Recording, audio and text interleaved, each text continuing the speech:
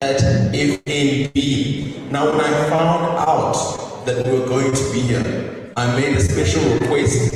I said, there's only one person that I want to do the introduction. We had to haggle back.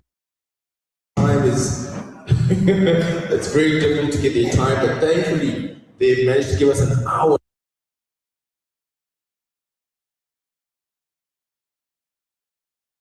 We're going to be having Moroma Motemani come through. She is the FNB Commercial Area Manager. She's a true powerhouse in the SME space. She has over a decade of experience in banking and has led high-performing business teams dedicated to helping entrepreneurs like you and myself start, run, and grow sustainable businesses. She has a deep passion for the township and community economy and shines through in every project she touches. Offstage, she's a family-first woman and a self-proclaimed introvert. But give her a mic and you'll quickly see the opposite. The person that I've met is not an introvert. So anyway, help me welcome Moroma Motemani through to the stage. Moroma!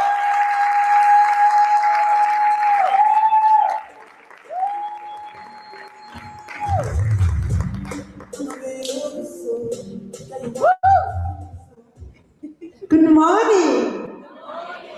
Can I get some energy, please? Because I thrive in energy. Good morning. That's very good. Thank you so much.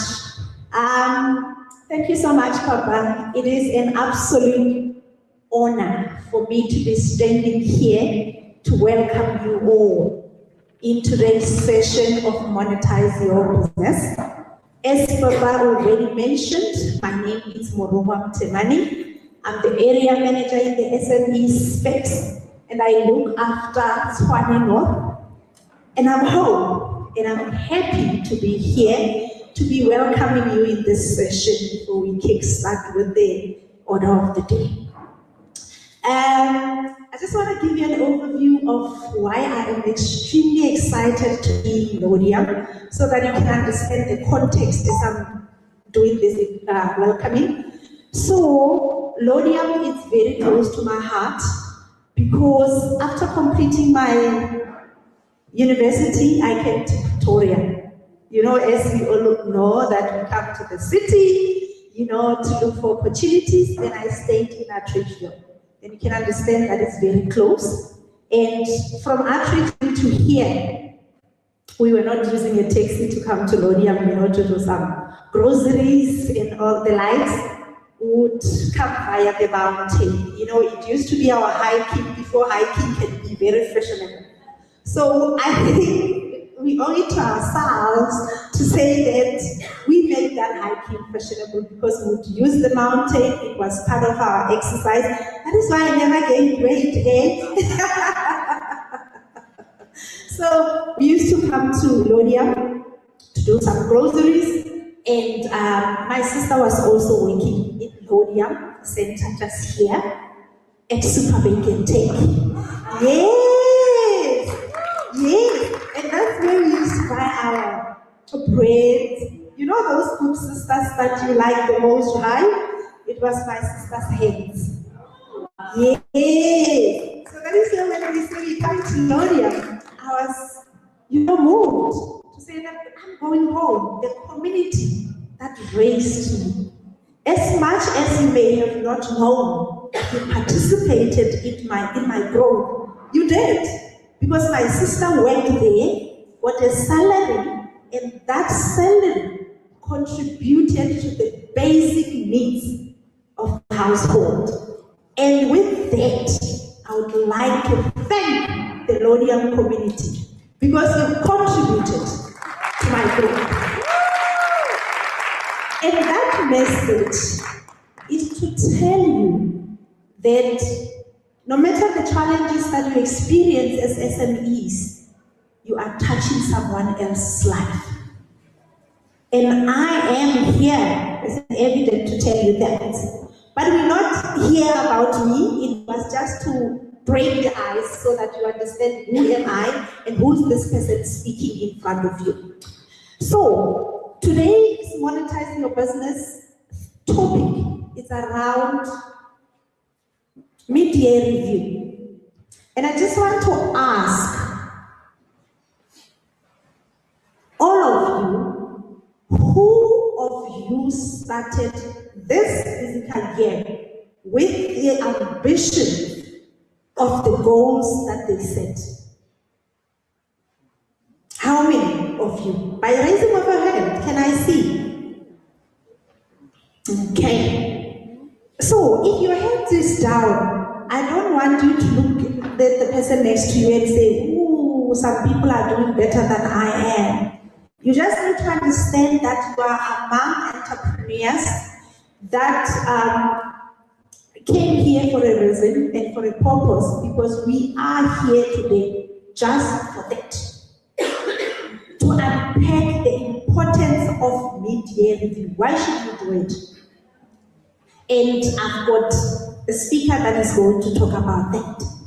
So that is an indication that we start the business with the goals, with the ambition, and often at times, it does not go according to the way we started. And that is why that mid-year review is very, very important. Right? So I just want you today to pause. And I know that when you walk in here, you were given the books, the pens. You are going to use that to take notes, so that when you leave this hall today, you should leave with at least one thing that you are going to implement today, immediately, when you get to your businesses. So as entrepreneurs, you know the significant contribution that you do to the economy of South Africa. And you help us create employment. And it was exactly that as FNB, we saw it fit that we should bring a business education to you, so that some of the things you should not worry about. Because if you have taken notes, as in and when you do your day-to-day business, you can refer back to and say, what is it that I need to do here if I am struggling? What is happening? And the other piece is, you are not alone. Somebody is sitting next to you that you need to start making the relationship. It can be partnership, it can be the collaboration, it can be anything that will contribute positively into your business. So don't take it for granted. And when you are given an opportunity to network, please do that. Because it's very, very important. And you can learn something from someone. That can help you to take your business from one point to the other. So I really would like to take this opportunity to thank you for taking the time to come here, because we understand that time is of utmost importance. Because as entrepreneurs, many of you are wearing so many hats. You are the owner, the COO, you are even the reception sometimes, and you're even the delivery person, because you are alone, or maybe there's two of you.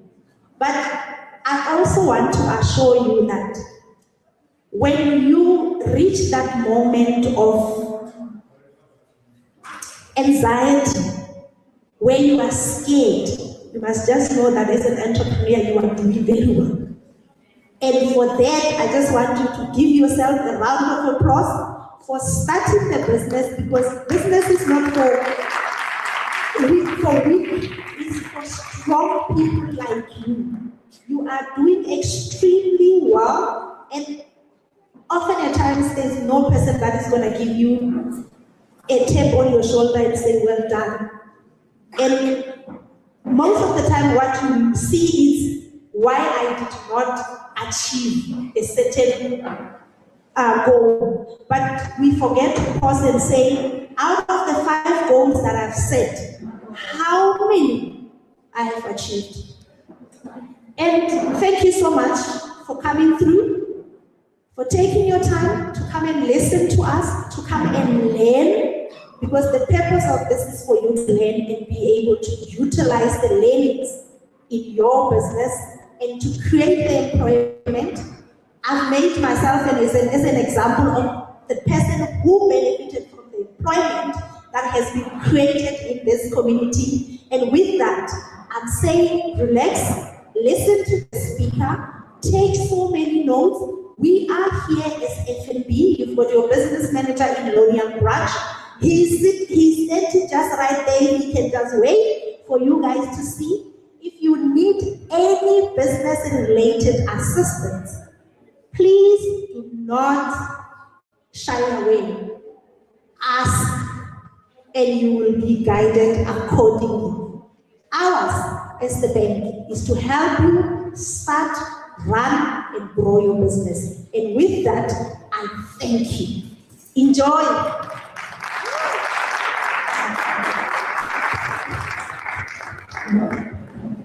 Thank you so much for that, Roma, and thanks for making the time available. I know they communicated to us that we just have an hour of her time because she's leading quite a large area. So thanks for having made that time available. Now, before we continue as well, and we go through, I want to set the tone. I want to set the tone for today. Where is the roaming mic? The roaming mic is there. I am looking for Hope Mapeto. Where is Hope Mapeto? Can you please put up your hand, Hope? Where is Hope? Oh, they're straight ahead. Now, the reason I'm asking the mic to come through here is that Hope was the very first person to arrive today. Give her a round of applause. Thank you. And just to honor you, Hope, if you just stand, let us know your name, one sentence on what business you do, and one sentence on what you are hoping to learn today. Thank you for the opportunity. Greetings to you all. As they have mentioned, my name is Hope Mapeto. I am from Oliven. I am the founder and CEO of Sacred Holistic Wellness. I'm in a wellness industry. I also do nails. So today I am hoping to grasp everything to help me build my business up, more especially in the funding area, because I'm still a new baby in this industry. I would really love to learn a lot, and hopefully I will. Thank you. Thank you so much. Give a round of applause. Now, thanks for that, and thanks for participating. And why did I do it that way? Is because one of the biggest fears for every human being is what? Speaking in front of the public. And I want you to know, if you are an entrepreneur, if you are a business owner, you are a public speaker. We speak in front of the public. We are public speakers as business owners. So today there will be opportunities where we'll be asking for questions. We want to hear from you. We want to be able to hear from you as well.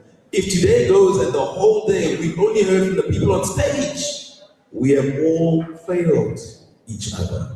Okay, so thanks for that, Hope. So let me let you know a little bit about how this program came to be, Monetize Your Business. As I mentioned, I'm your host, Papa Biz. I met Hetty many moons ago at Pretoria University. We got to know each other quite well. And as we were building and working forward, very thankfully, in 2010, we were able to move our relationship forward to the next step. So I'm very happy to let you know, but please, ladies, listen carefully, ladies. I am married. So Hetty and I, we got married in 2010, and we just started building our lives together. And at that point, I'd studied actuarial science, and Hetty, we ended up in the corporate environment. She very quickly was managing in an investment bank in South Africa. I ended up becoming vice president of the bank that I was working. But we ended up saying, let's start a business together. Let's start a business together. Let's just see. And that business, that was our first business. It grew quite quickly, and it became actually the fastest growing retail chain in South Africa focused on African clothing. That business is called P&H Boutique before we exited it 3 years ago. We then went on to other businesses in property, agriculture, retail, online, different businesses. But our first business, NH Boutique, it brought us a lot of attention. It brought us a lot of attention because we had stores nationwide across South Africa. We were getting a lot of different awards. We were getting featured on TV and newspaper and all types of things, top billing. We were being featured everywhere. And people would reach out to us and ask, hey, we heard your story. You grew your business using your salary. Can you advise us? How can we grow our business? What advice do you have for us? And so we used to just give out advice, and then 2020 hit and we had COVID. And during COVID hitting now, we sat down and we thought, okay, maybe let's take this a little bit more seriously because now we're receiving a lot of requests. Hetty said to me and said, I want to teach more. I want to teach more. What name can we use online? What name can we use? And I said to her, but you are Hetty, the entrepreneur. So put on social media that you are Hetty, the entrepreneur. We started to get more and more requests coming through to help businesses. And I don't know about you, but for us, there was a point where it felt like in the beginning. Do you ever get that feeling where you think, am I really the person to be growing this business? Am I the person who's most qualified for this? Surely there are people more qualified to be doing this, what I'm doing. And when we were stuck there, we were so fortunate that our mentor, Vusi Tebekwayo, we reached out to him. And Vusi said, Papa, God never calls the qualified. He qualifies the called. And it was with that we started to believe, let's go through this, let's move this forward aggressively as a business. We started to get a lot more clients that came through, paying clients, and then at a certain point we thought, let's do a big event where we can show that we can really teach on a big scale. We set what became the Entrepreneurs Year-End event 4 years ago, and we've been running it every year since. But that first year that we ran it, I can tell you, because we just entrepreneurs together, we had no idea what we were doing. We set ticket prices at 1,000 Rand for general tickets, VIP 4,500 Rand, and we thought maybe 50 people would come. In the end, we had just under 1,000 people purchase tickets to be at that event. We had different speakers there, speakers like Vusi Tebekwayo, speakers like Lera, Mpumile Dwaba. We flew in speakers from the African continent, and we taught at this conference. Different companies were there to be able to partner through with us. And after that event, FNB came knocking on the door and they said, we've watched how you teach. We want to find a way to work with you. We like the way that you teach. Can we find a way to work together that we can go and teach across South Africa? But most importantly, the entrepreneurs that attend, they do not have to pay.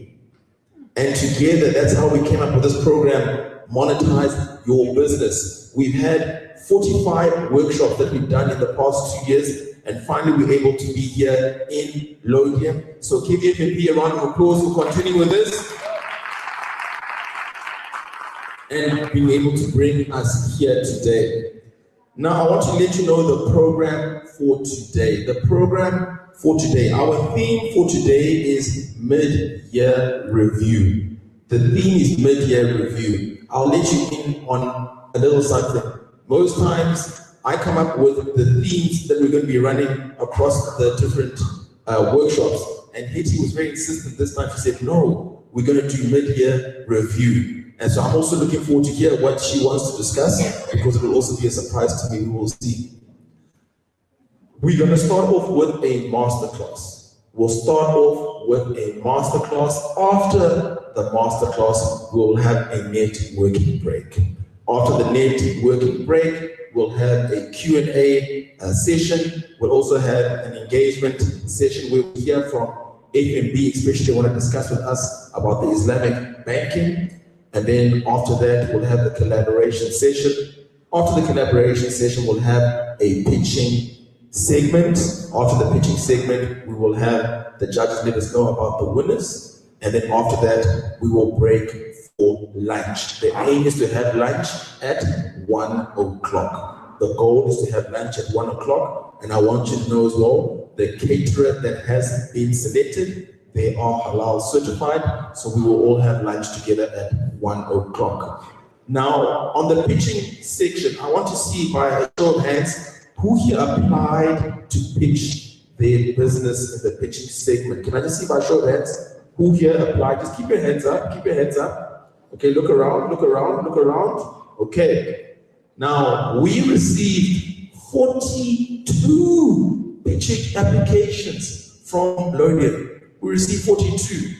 And so unfortunately, we're not able to listen to 42 pitches. We've selected as a team a number of finalists that we'll be hearing from later, and then we'll be able to hear from them and take notes. Now, I want you to know that when we started off in year 1, we're now in year 3 of the Monetize Your Business program, as we call it, season 3. And in season 1, the winner of the pitching competition received 15,000 Rand. In year 2, the winner of the pitching competition received 20,000 Rand. Now, I want to explain to you what we've been able to arrange through now for the winners this year in season 3. The second runner-up will receive a book as well as one media placement. We'll be placing them in the media. The first runner-up will receive a book, will receive 12 months of mentorship directly from our team. 12 months of mentorship that they do not have to pay for, and they'll also receive a media placement. The winner of the pitching competition in season 3 will receive not 15, not 20, 35,000 Rand. Thank you. So we'll be excited to see how that transpires later on with all of us. Okay, I've covered everything. If you guys need as well in between, later on you can go straight through, and on my right, that's where the bathroom facilities are. The hashtag that we are using is behind unstoppable business. The hashtag for today is behind unstoppable business. You're welcome to take pictures and videos and post on social media. Make sure to use that hashtag, because if we don't post, then today actually happened. So make sure to post as well. Now I want to let you know, just finally, is that speakers feed off of your energy. If you give low energy, they also give back low energy. So today we're going to want to have high energy for any speaker that comes onto the stage when you welcome them, but especially the pitching applicants when they come here. It's not easy to be on the stage and pitch in a competition in front of your community. So I want high energy. Is that clear? Okay, let's try something. Let me try something. Okay. Everybody on this table and on my left, you're all group A. Okay? Everybody on this table here and on my left, you're all group A. Okay? And then everybody here and on my right, you're all group B. Okay? So group A. When I raise my hand like this and I've counted to 3, I want to hear your version of good energy and round of applause to welcome a speaker onto the stage. I want to hear your version of good energy and applause to welcome a speaker onto the stage. I'm going to count to 3. That's 1, that's 2, that's 3. Let's go.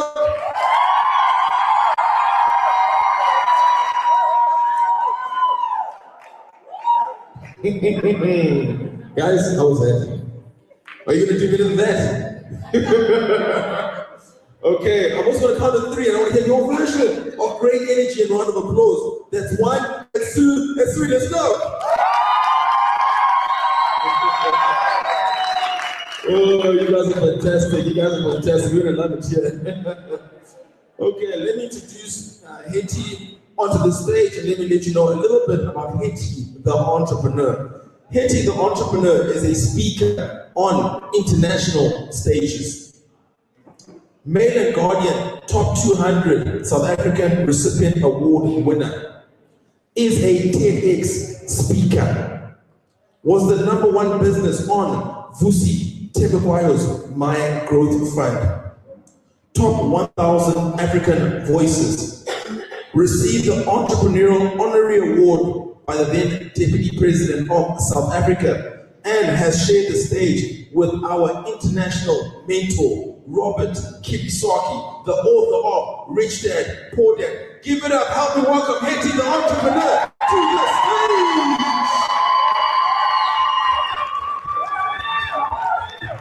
Good morning, Laudium. How are you this morning? Are you ready to monetize? Turn to your neighbor and say, I am ready to monetize. Fantastic. We've got a full house today. I am so excited.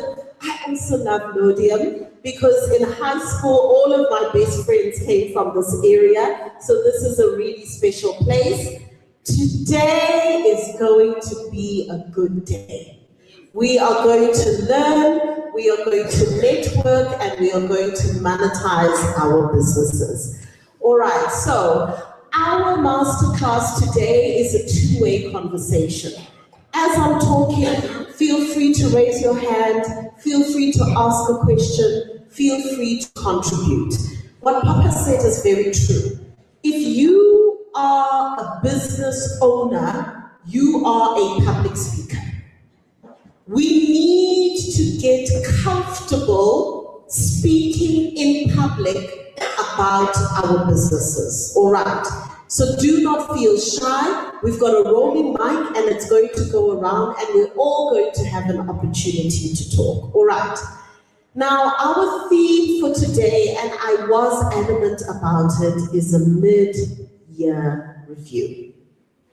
We're in July, we are at the midpoint of the year, and I think this is the perfect time for us to look at how is this year actually going in our business. Have an honest conversation with ourselves about what's working and what is not working, so that we can be able to turn things around between now and the end of December.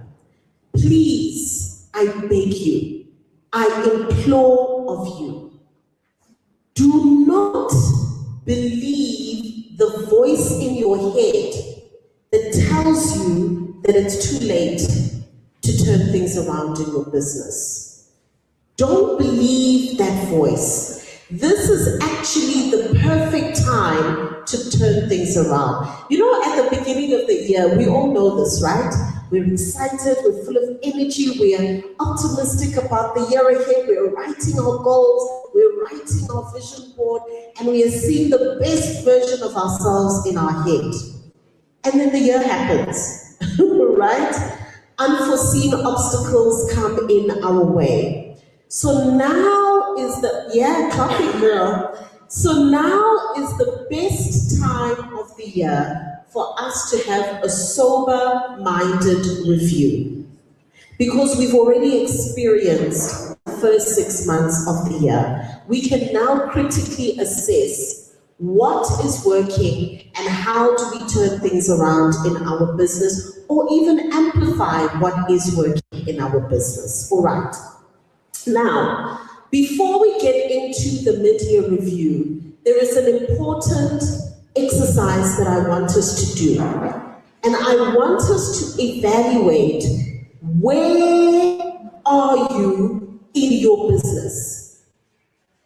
Because often at times we do not assess what stage of business are you in. And before you can review your year, you need to understand where you are at. So we're going to work on the power of 3, all right? There are 3 stages in business that we are going to evaluate today. Are we together? Still excited, right? Still ready to monetize your business? Excellent. So let's look at stage number 1. That is the seed stage. That is the seed stage. Now, I want you to think about the seed stage as the early stage of business. And when you are in the seed stage, tell me, is a seed big or is it small? It's small. And when you take a seed and you put it in the soil, can you see it? No, you cannot see it. For those of you who are in the beginning stages of your business, there are people that are not going to see the vision that you have for your business. You are like a seed that is buried in the soil. They're not going to understand the vision that you have. So you need to understand that this idea, this picture that you see in your mind for your business, it is your mandate. It's not a conference call. It's not a Zoom call.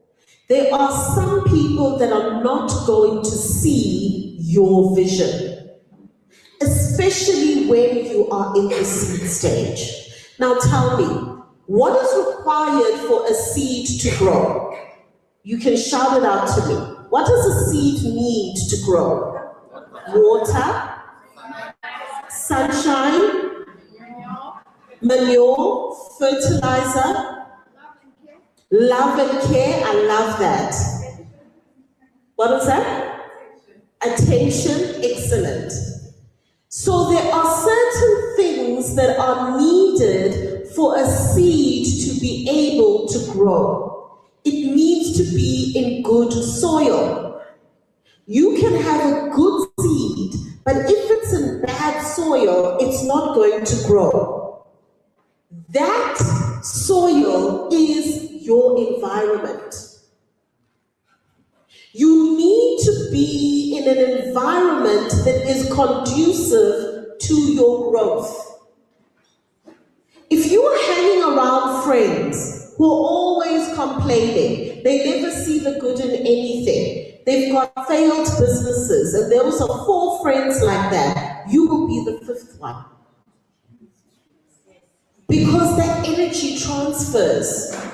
So the environment that you are in will determine your rate of growth. So if you are in an environment that is not conducive to your growth, you need to intentionally place yourself in rooms like this. Like-minded people. Increase your network of the type of people you are engaging with. When you are around successful people, all of a sudden you are able to imagine success for yourself because you've got evidence. Are we together? A lot of you mentioned water, sunlight, fertilizer. What the seed consumes results in the product of that seed, whether it's going to be a strong and fruitful plant or not. The same applies to you when you are in the seed stage. What are you consuming? Who are you listening to? Who are you allowing to influence your thoughts and your actions? Who are you following on social media? I see some of you, you're following like 2,000 people. I'm like, really? And which is fine, but are they pouring into your life? Are they making you optimistic about your business? Are you getting ideas from them? Are you getting inspiration from them? Are you getting strategies from them? Because sometimes what ends up happening is we are distracting ourselves. So you want to follow other business people. They don't have to be in your industry. That is fine. They can be in a completely different industry. You want to follow coaches so that they can pour positively into you. What podcast podcasts are you watching? We are living in a podcast era. There's so many conversations that are happening online. Be careful of what you are allowing to enter into your mind. Are you watching podcasts about business growth, marketing strategies, visibility, advertising, trends in business, how to use digital media, how to use AI to grow your business? Or are you watching podcasts that are, relationships and all that stuff? And you know most of the podcasts that I'm talking about. It's not going to help you grow your business, let me tell you now. Sometimes you need to give yourself a season where you are eliminating all the nonsense. Just eliminate it out of your life. Detox what you are consuming. Are we together? The books that you read, the people that you associate with. So when you are in the seed stage, you cannot grow tired of learning. You cannot grow tired of getting knowledge. Hey, me, when I was in the seed stage, I was bulletproof, let me tell you. Even online, when I see a free masterclass, I register and I join. Whatever free information was there, I will join it. Some of the masterclasses were even overseas. I'll just keep searching. Business masterclass, business webinars, marketing strategies. And you see all these different coaches teaching different things. I register and I join. That's how I was able to grow and accelerate at a faster pace. So look and see all the different areas that you can grow yourself. I had a lady that was asking me yesterday, how does she grow in public speaking? How does she get more confident in speaking? And I was recommending Toastmasters for her. This is a time when you are in the seed stage where you must begin to daydream about your future self. What does that person look like? How do they speak? How do they show up in the world? How firm is their handshake? How do they introduce themselves? And if you realize, you know what, I need help with public speaking, go to Toastmasters. Practice. Raise your hand. I need help with sales. Get a sales coach. The other thing that is important for you in the seed stage is to get an accountability partner. An accountability partner. Most people skip that stage and they want to go straight to a coach and a mentor. Start with an accountability partner. An accountability partner is a person just like you.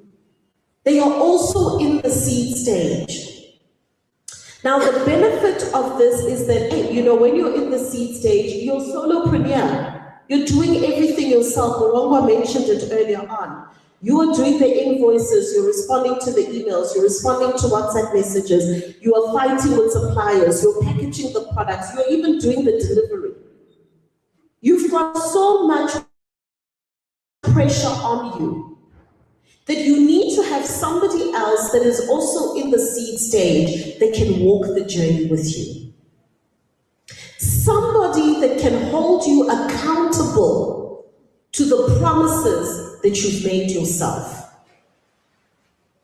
Some of you will say, hey, you know what, I'm going to post 3 times a week on social media every single week for the next 6 months. Your accountability partner will say, hey, it's Friday, I only see 1 post. What's going on? They hold you accountable to the promises that you have made yourself. Because often at times, that's what happens. In January, we set the goals, and then throughout the years, throughout the months, there's less and less accountability until you get to July and you convince yourself that you cannot turn things around. So an accountability partner is very, very important. In the seed stage, you are focusing on building visibility, building awareness of your brand, starting to get customers in and growing your business. How many of you, through a show of hands, is in the seed stage? Please raise your hands for me. Raise your hands nice and high. Romy, Mike, please take note. Raise your hands nice and high. Now I want you to take a look at each other. Seed stage people, turn your head around.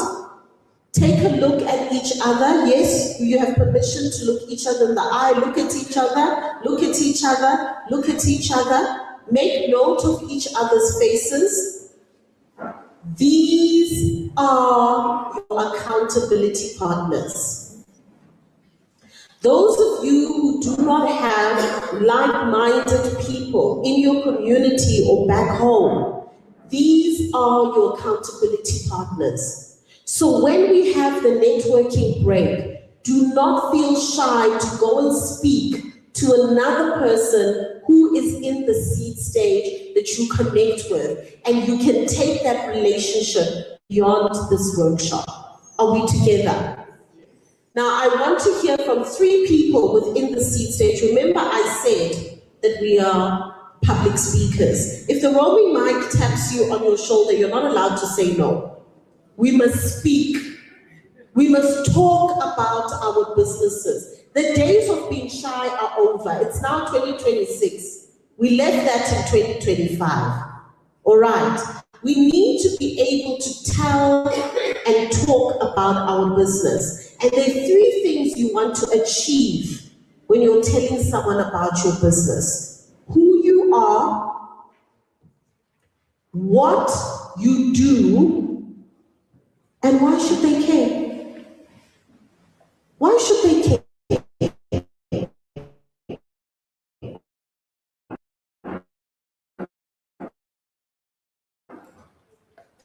Should they care because you're making an impact? Should they care because it's environmentally friendly? Should they care because it's a great innovation that they've never seen or heard? Should they care because it's proudly South African, proudly from Laudium? Why should they care? Because that is the part that makes you memorable. Do you have a unique story to tell that is linked to your product? You suffered from terrible acne, you found a solution for it, and now you want to empower others with clear skin and confidence. That is memorable. You now become the skin lady. You want people to associate you with a memory. So, who you are, what you do, and why should we care? All right, so we're going to practice this with those that are in the seed stage. I want to hear from you who you are, what you do, and a little bit more about your business. 2 minutes each, please. Let's start with the first person. You can stand for us. You look so beautiful. You can't remain seated. Please stand for us over here so that we can be able to hear from you. Good morning. Good My morning. name is Gauri Kangwenya, and I am the founder of Black Rose Empire. But at this moment, I don't think it's fair because I'm one of the finalists to pitch. No, that's fine. Just continue to tell us. Just 2 minutes. Okay. I am the founder of Black Rose Empire. I actually started my business 2 years ago. I just didn't give it some water, as you said. And it started because I got retrenched, of which I was very comfortable. I was not worried. I said, no, my life is smooth and it's cool. But after retrenchment, then I have realized that, you know what, I made a mistake. And apparently that was the part of the process. I don't know if it's God who was guiding me to get this far, but here I am. And through all that pain and the lessons, it got me this far. I realized that I have to stand by myself, for myself, because when I reach 60, I won't be able to maintain that kind of a life. That is actually the story that got me here. Wonderful. And so far, I have tried the catering business. In fact, I have tried a couple of lot more. I'm even into makeup and white labeling kind of businesses. Okay. And I haven't reached where I expected. Okay. But from these lessons that I've taken recently with F&B, I hope I get where I want to. Wonderful, wonderful. Thank you so much. Thank you for sharing that. I think it's such a powerful journey that you've been on, because the reality is that entrepreneurship is not a straight path. Sometimes there's detours, sometimes there's potholes, sometimes there's speed humps, sometimes you have to turn around and start again. And what we have actually found is that the best business owners and successful ones have had failed businesses, because they've got lessons that they've learned along their journey. So if you are in that journey where maybe you need to redirect, you might need to re-strategize, you might even need to start again, please do not get despondent, because it is part of the entrepreneurial journey. So you really need to hang in there. All right, let's hear from the next person. Good morning, everyone. Assalamu alaikum. I'm Zainab Sitar, the owner of Seaspark Real Estate, under the banner of Real Estate Services. I've been a real estate agent for 16 years now, working for a company. I took the plunge to start my own business 2 years ago, actually 1.5 years ago, and I've never turned back and I'll never look back. Oh, that's good. Because who am I and why you need to know and empower my business is because I don't just take from my community. I give tenfold back. And that is what my motto and my vision for my business is, that if I grow, my community grows. Yes. When the community grows, a country grows. When the country grows, the world grows. And that is what I want to change for every business owner out there. Yeah. When you give, you get in return. Absolutely. And that's what I've grown with, and I've seen. My business is not in the seed stage technically. I've grown quite a bit, but for me, I'm so it's still in the seed stage. Wonderful, wonderful. Yes, and thank you very much for this opportunity. No, you're more than welcome. Thank you so much, Zainab. Thank you for sharing your story. And I really resonate with what you're saying in terms of giving. I always recommend that as well. Give, give, give. There is no seed that is planted that does not reap a fruit. And so I really do believe that as well, especially when you're in the seed stage. Give as much as possible. Show up as much as possible. Under promise and over deliver, because it always comes back to you tenfold. People are going to tell others about the great service, the great product, the great experience that they've had of you. And sometimes people support your business because they like you. There's that human aspect to it as well. Like I said, energy transfers. And sometimes even if you make a mistake, people are so much more forgiving because they know the heart with which you are running your business. So giving is such a good and fundamental principle. Thank you for sharing that, Zainab. Let's hear from the next person. Thank you. Good morning, everyone. Hi there. You surely put me under the bus there. Round of applause for me, please. I stand.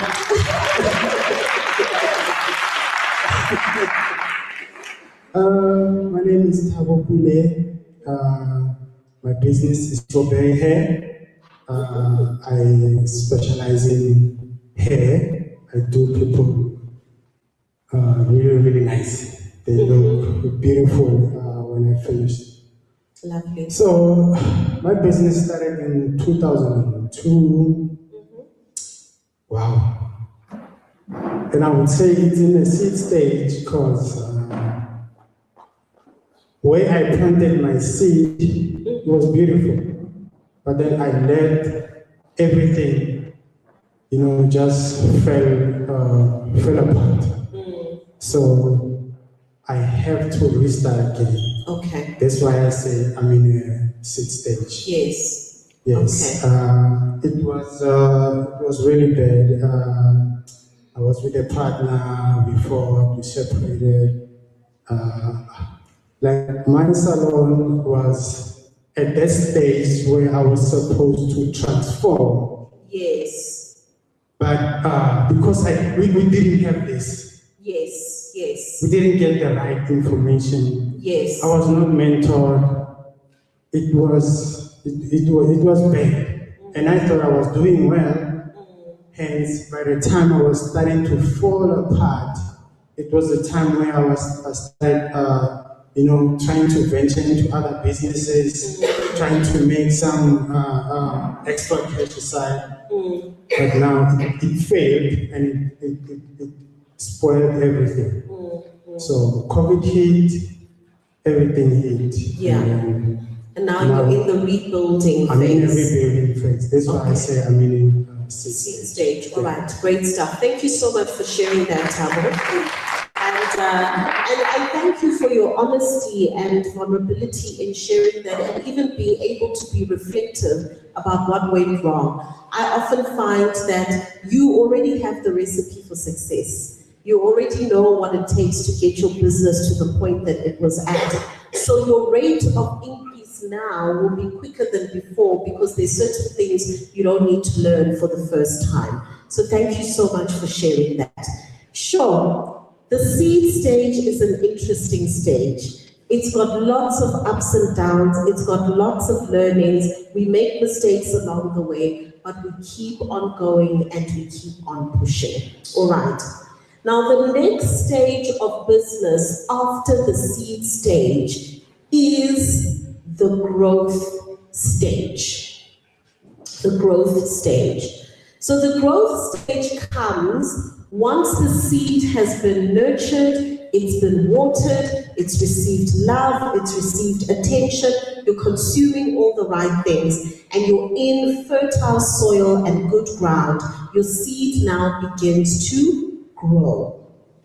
Now, as your seed is growing, it is no longer hidden under the soil where nobody can see your vision and what it is that you are working towards. It is now pushing up out of the soil. And we are starting to see it. We're starting to say, hey, it looks like Zainab is doing something. First she had an idea, but I'm seeing something happening here. What's happening with Thabo? He seems to be getting customers.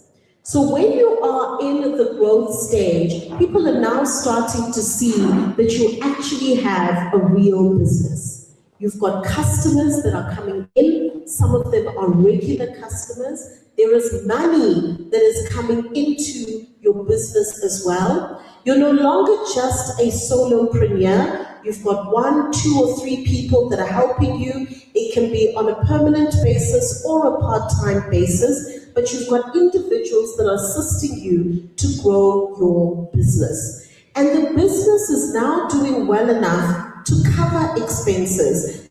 Some months are better than others, but in general, you are able to cover your expenses. The growth stage is where most businesses end. The growth stage is where most businesses end. And the reason why they end at the growth stage is because in as much as you have got a successful business, some people even are recognizing your brand, they recognize you, you have become a slave to your business. When you are in your business, sales are happening. When you are in the shop, sales are happening. When you fall sick and step away from the business falls sick. When you take leave, your business takes leave. Even though there are living, breathing human beings that are there helping you, if you are not physically there, there's no business. As a result, you become a slave to your business. You cannot step away for a period of time. So all the decision making is dependent on you. If there is a crisis, crisis, you are the only person that can solve it. You know your business from A to Z, but your staff knows the area of the business that they work on and not all the other supporting components. Decision making is dependent on you. So in as much as your business is growing, you've got clients coming in, you've got money coming in, your brand is growing, people have seen your business now because you're no longer hidden in the soil. You are tired. The most tired entrepreneur is in the growth stage.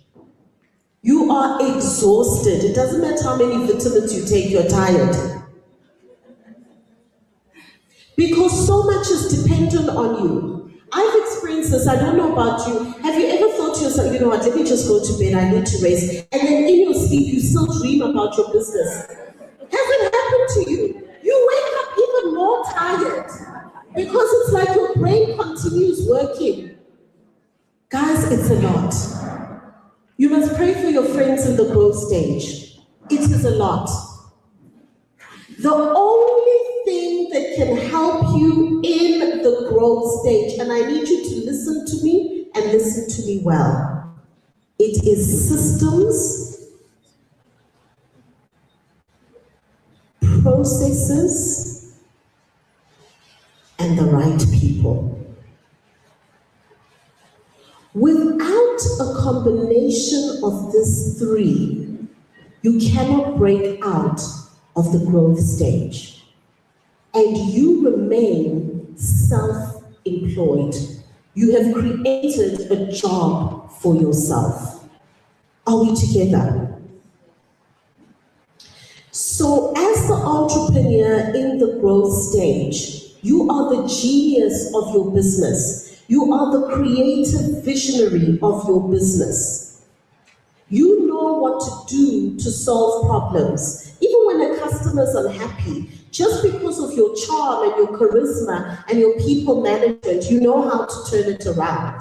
But if you happen to not be in the office that day or not in the shop that day, when the customer complains, it escalates, it becomes worse. Next thing they want a refund when you could have fixed it.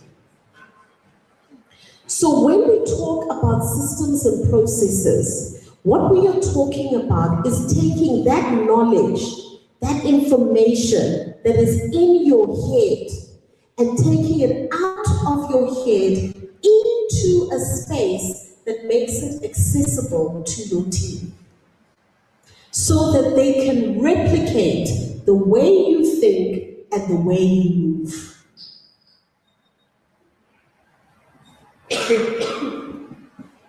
And I'm not just talking about how do you onboard a customer, how do you send out an invoice, how do you follow up on payment. Those are predictable things. I'm talking about how do you manage relationships with clients. There's a way you talk to your clients that makes them want you and not your staff. That makes them ask for you in particular. So even though you've got these warm bodies in your business, you are still doing all the work. Am I making sense? Those systems and processes become so important. You also need to embrace technology. You have to embrace technology because it's going to help you to be productive. Now, when it comes to staff, the staff or the people that helped you in the seed stage may not be the same people that you are going to grow with in the growth stage. That is the reality. Because the needs of your business have evolved. In the seed stage, you need someone to help you with packaging, to help you with the courier, to go and run to suppliers, to open the shop, to do all those types of manual things. When you are growing in the growth stage, you need someone to brainstorm with you. You need someone to strategize with you. You need someone that can do decision making with you. You need someone that has got managerial capabilities. You need somebody that you can brainstorm and sit down with. And the reality that sometimes holds us back in the growth stage is that we are holding on to relationships that unfortunately we cannot carry with us. It's a tough one, I don't want to lie. And we don't often talk enough about what you need to let go of as entrepreneurs in order to actually grow your business. And some of the things we need to let go of are people. Am I making sense? So in order to grow your business, instead of having 3-4 interns, you might need to take that money and invest it in one good, solid person that has got good capability and experience to be able to help you move forward. The growth phase is such an important phase that if you do not get these things right, you end up being stuck there. Because it's difficult to open more branches, it's difficult to service more people, it's difficult to scale your business because you're only one person. And if the business is so dependent on you, how do you grow? Are we together? How many of you are in the growth stage? Please put up your hand. How many of you are in the growth stage? Nice and high, so that we can see you. Nice and high. Take a look at each other as well. Growth stage individuals, take a look at each other. Seed stage, please look at the growth stage people. Look at them, hands high. Some of you are lowering your hands. I don't know what's going on. Hands high. Seed stage, please take a look at them. All right, roaming Mike, you've identified your people. Great. The reason I said you must look at them, seed stage people, is because when you are ready to look for mentors, these are your mentors. These are your mentors. This thing of trying to look for a mentor far away overseas or somewhere with an American accent, it's not going to help you, let me tell you for free. They don't know what it's like to build a business in Laudium. They don't know what you are facing every day. You need individuals within your own community that are building something that you are going towards. They understand what it is to hire people, manage staff. They understand some of the challenges that are on the ground, and they can take you under your wing. Your mentor cannot be so far ahead of you that they cannot relate to what you are experiencing on the ground. So if you are looking for a mentor, if you're looking for somebody to shadow for a day, or someone you can just call once in a while and ask for advice, those are the people. Those are the people that you should be connecting with and building your network with. All right, let's hear from some people within the growth phase. We want to hear your name, we want to hear about your business, and what's just coming up for you from today's workshop. Greetings to everybody. My name is Dinesh Chansam. I live here in Laudium. My company is Chansami Global Scaffolding. So first I used to do transport, furniture removal. And then while trying to do renovations on my house, I found out that scaffolding is so expensive to hire. So I started buying scaffold. And then once the renovations were done, I kept the scaffold one side. My friends started asking, Dinesh, we need scaffold, where did you get? So I said, okay, no, I have here, you can use.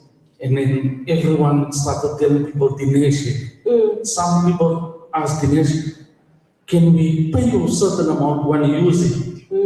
So while doing transport, I was hiring my scaffold out. Yes. And then I figured out on Christmas Eve, I'm doing furniture removal. On a New Year's Eve, I'm doing furniture removal. Yes. While the scaffold was out, while I was sleeping, I was getting paid. Oh, I love that. Then I thought to myself, I need to get more scaffold. Yes. And then over the years, the transport business started going down. But then I started pushing scaffolding. Yes. So now I'm doing scaffolding. That's brilliant. And that's where I am. That's great. Thank you so much, Dinesh. Thank you. There are three things that I picked up from Dinesh. Number one, his appearance. He's so well dressed. He looks like a growth stage entrepreneur. You go and network with him later. There is something about growth stage entrepreneurs that they've been in business long enough to build confidence. And when you are in the seed stage and you're still learning to build your confidence, go and borrow it from them. Go and borrow it from them. Number two, he spoke confidently. He told us his name. He told us the industry that he is in. He did not hesitate. Growth stage entrepreneurs are used to telling people about what they do. They know that the more people they tell about what they do, the more business they get. He's comfortable doing this. This is not his first time doing this. I can tell you that for free. Because of how confident he is. Number three, he used the power of storytelling. Now I think Dinesh scaffolding, because of the number of times he mentioned scaffolding and how he just started it off for himself, then people are asking for it, it's like, hey, there's something here, let me get more scaffolding, and then now there's even removals during the festive period and these high seasons, etc. He has said something that is memorable, and he was able to do it in 2 minutes. The minute you need 20 minutes to tell us what you do, you don't know yourself. You don't know it yourself. It does not take more than 2 minutes to tell anybody what you do. If you don't know how to describe what you do within 2 minutes, please go home and practice. Because we don't have an hour to give you. Am I making sense? How do I tell people who I am and what I do in a memorable way? 2 minutes, and that is it. There's so much. I love growth stage entrepreneurs because there's so much to learn from them. All right, let's hear from the next person. Growth stage. Show me, Mike. I can't see where you are. Okay, over there. Great. Greetings, everyone. Hi there. My name is Nakolom Valenziva. I'm the founder and director of Forgiveness Hygiene Store. I'm also an author of the book called From Victimization to Survivor. For me to start my company, Forgiveness Hygiene Store, I was inspired by the COVID-19 pandemic, where they were teaching us about the importance of cleanliness and how it is and the benefits that comes with cleanliness. Hence, my company slogan is cleanliness is healthy. Along the journey, I was thinking I'm in the growing stage. I was thinking I'm in the seed stage because along the journey, I had many potholes in between, but I was inspired by you when you said attend master classes, partner with the right people. I did that. At this moment, I'm a moment whereby when I share my story, especially from my book, I'm inspiring the whole world. As it is tonight, I must fly to Tanzania. I'm nominated as the leading women of Africa awards.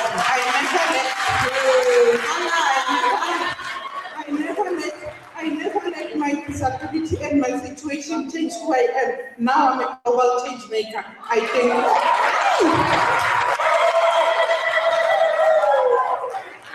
Wow. Well done. Sheesh, I'm proud of you, hey? That is amazing, and that is such a beautiful story, highly inspirational.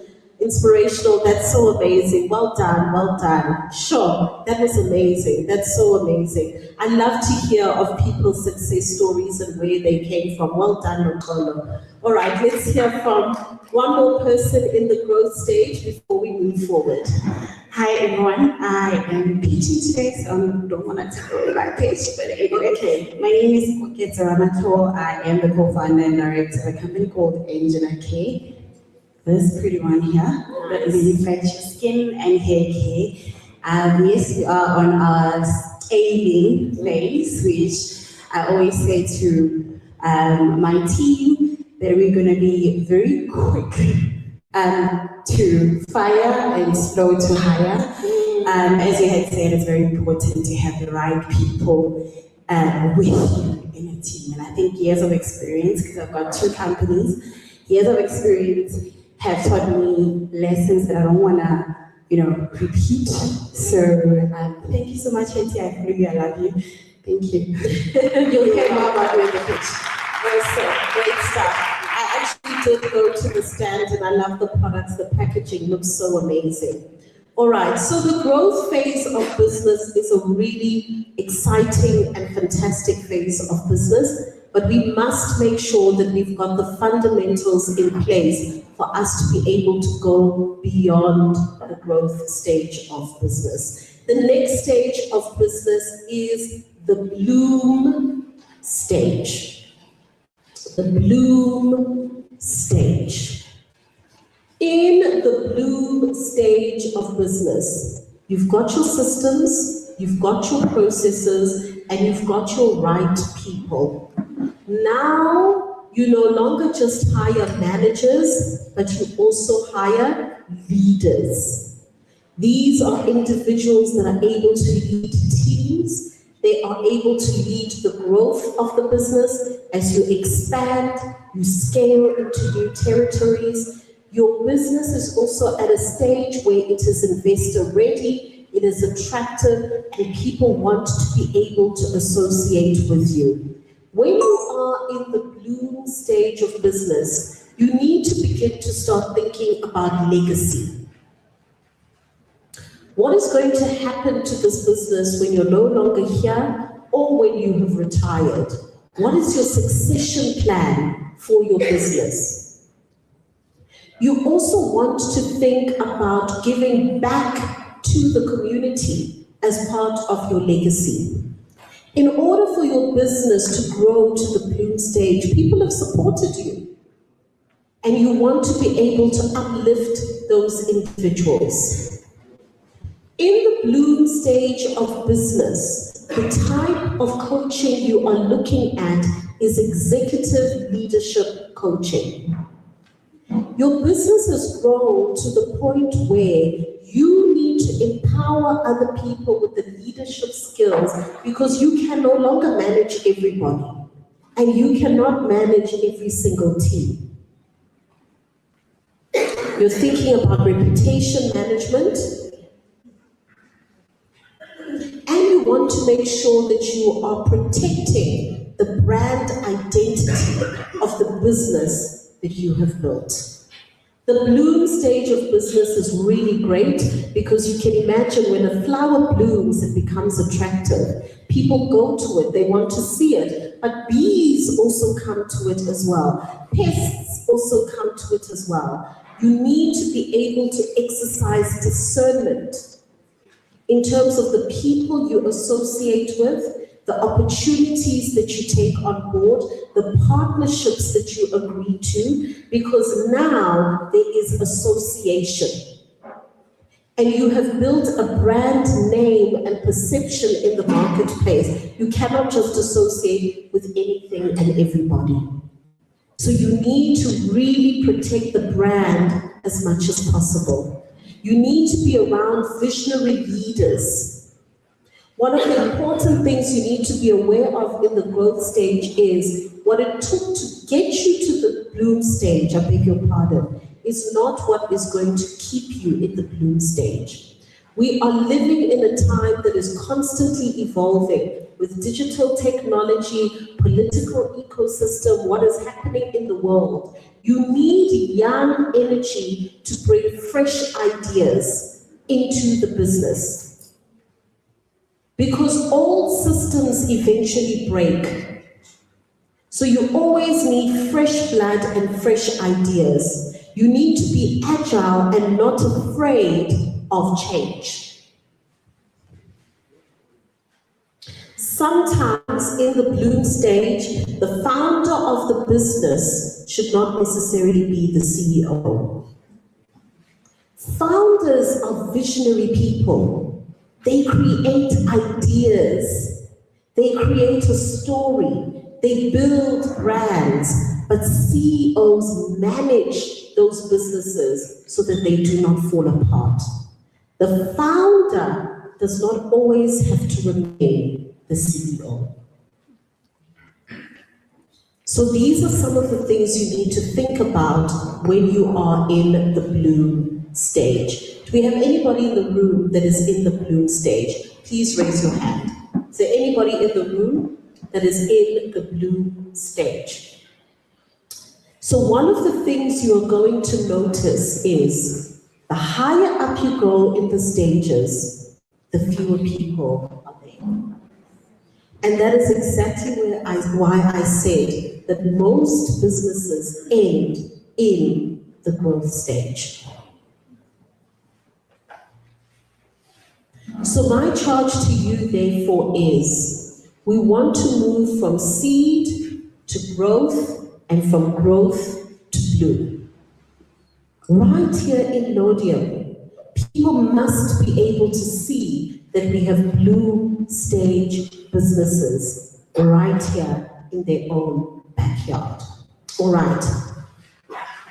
So I hope that this exercise has been helpful to understand the stage of business you're in, the good things about the stage of business you're in, but the areas that you also need to focus on in order to grow to the next stage. Sometimes you can find that you are in between stages. Sometimes you find that you are in growth and something happens and you come back into seed. Sometimes you get a good stroke of luck and support, and then you grow and you shoot up from seed to bloom. And some people, they'll say they're overnight successes and all of that. But the moment they do not have those systems and processes, they come straight back down again. So because of the nature of the entrepreneurial journey, it is possible to move through the different stages. All right. So now that we have understood the 3 stages of business, we are now able to review our year at this midpoint, bearing in mind the stage of business we are in. Because sometimes we will judge ourselves on what somebody is doing in the bloom stage, meanwhile we are in the seed stage. You need to evaluate your business based on the stage that you are in. So once again, we are going to work on the power of 3. The first thing that you need to look at is what isn't working. What is not working in your business? You just need to take a day. I don't know, maybe you can just go sit under a tree somewhere. You just need to take time to yourself where you can have an honest and sober-minded conversation with yourself, where you can do a mid-year review. What is not working in your business? Sometimes you find that you have got far too many products. And because you've got too many products, you're trying to sell all of them at the same time. Sometimes instead of trying to force people to buy this product that is not moving, maybe you need to discontinue it. It's a hard conversation to have, I understand. But you're spending time, energy, money, creating this thing, trying to market it, and it's not moving. Sometimes what you need to look at, especially those in the growth phase, is who is in my business, but they're not really for my business. They are there, but they're not really for my business. I'm actually doing double work because they're not doing their work properly. Where am I spending energy, but I am not getting the same results back? The return on investment of your time, your money, and your energy. Sometimes you're spending your energy in spaces that are not giving you a fruitful return, and you should be spending your time in other spaces. What are the ways in which we are blocking our own growth? What are the ways in which we are blocking our own growth? Is it our own lack of time management? Do we need to wake up earlier in the day in order to get more done? Do we need to embrace technology so that our staff can embrace technology? What is truly not working in the business? Is your pricing completely wrong, and therefore you are attracting the wrong customer? Is it time to adjust your pricing?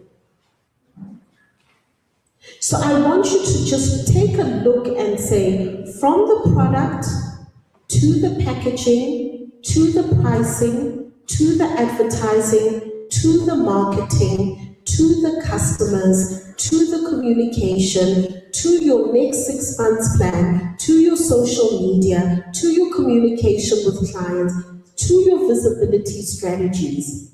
What needs to change there? What is just not working? And make a decision to cut off the dead weight. You need to go into the next 6 months light. You cannot be carrying the weight of the things that you should have let go. Are we making sense? Hey, you're looking at me very serious. You're not liking what I'm saying, eh? It's not a nice one, I understand. But we need to have these conversations with ourselves. It's the truth, right?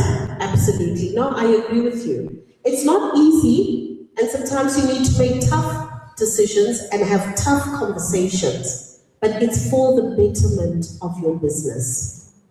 The next thing I want you to look at is what is working. What is working?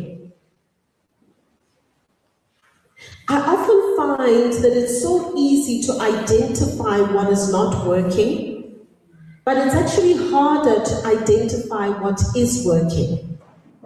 Please take the time to evaluate what is working, because you want to duplicate what is working. You want to amplify what is working.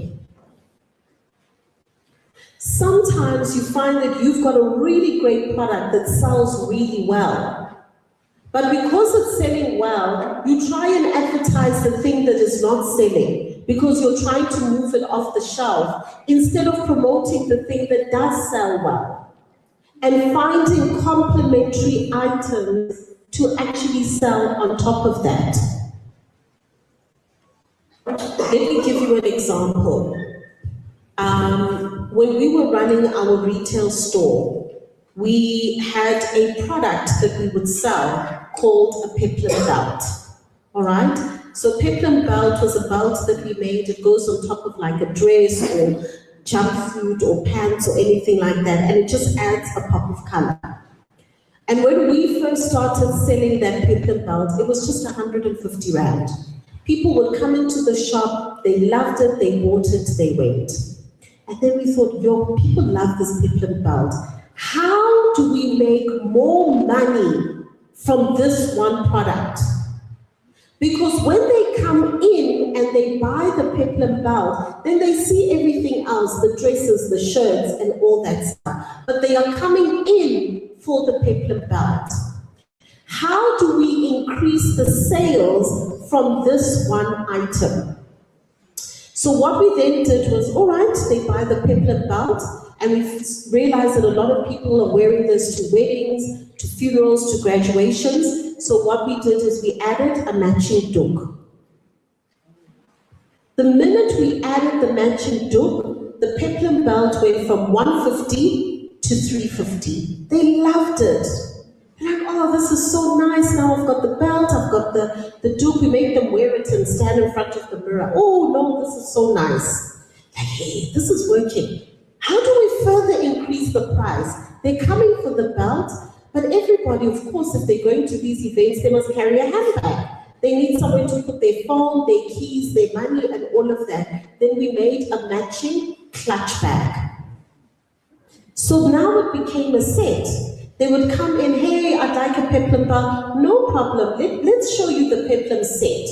So you get the belt, you get the doek, you get the handbag. Ha! They look at them, so I look so good. Now it went from 150 to 550. Then the thing we realize is these ladies are not coming to the shop alone. They're coming with their partners, and they are attending the event with their partners. So why don't we make a matching shirt for him to be able to wear? So now they come in, they get the peplum set, and he's got a matching shirt. We now move from 150 to 550 to 1.5. But they came in for the peplum belt. Are we together? Then we realize, these families, they've got kids. They've got kids. And they are going to the event with the kids. And you know, these days people take photo shoots and they're posting on social media. So we started making little girls' dresses, little boys' shirts, and so forth. Before we knew it, people would come for the peplum belt, but they would leave with a set for the whole family, and they would have spent at least 2.5. That is what happens when you focus on what is working. How do I expand further on what is working? How do I increase my spend per customer on what is working?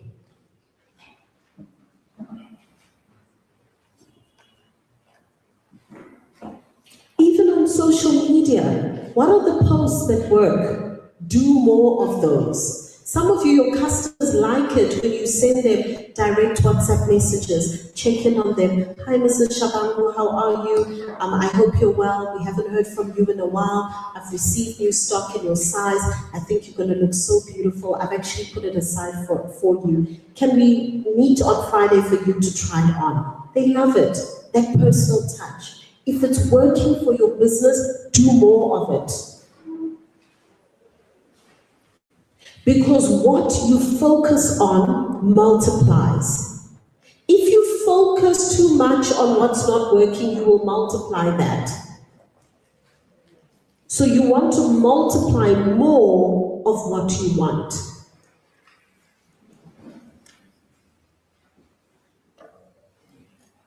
Am I making sense? Then the third and final thing that you want to focus on in the next 6 months is, what is the one thing I want to get good at? Just one. Not 2, not 100, just one. What is the one thing I want to really get good at? And I'm going to give you an example with a client that we have. She sells these sauces, homemade sauces, really delicious, lovely homemade sauces, some with lemon, some with garlic, chili, and all of these things. but a wide range. It's got like 20 to 30 sources. I was like, look, all these sources, how are you marketing 30 different things? Really think about it. So anyway, she said, Hetty, I really want to focus on sales. Because I asked the same question. What is the one thing you want to focus on in the next 6 months? Hetty, I really want to focus on sales. I said, fine.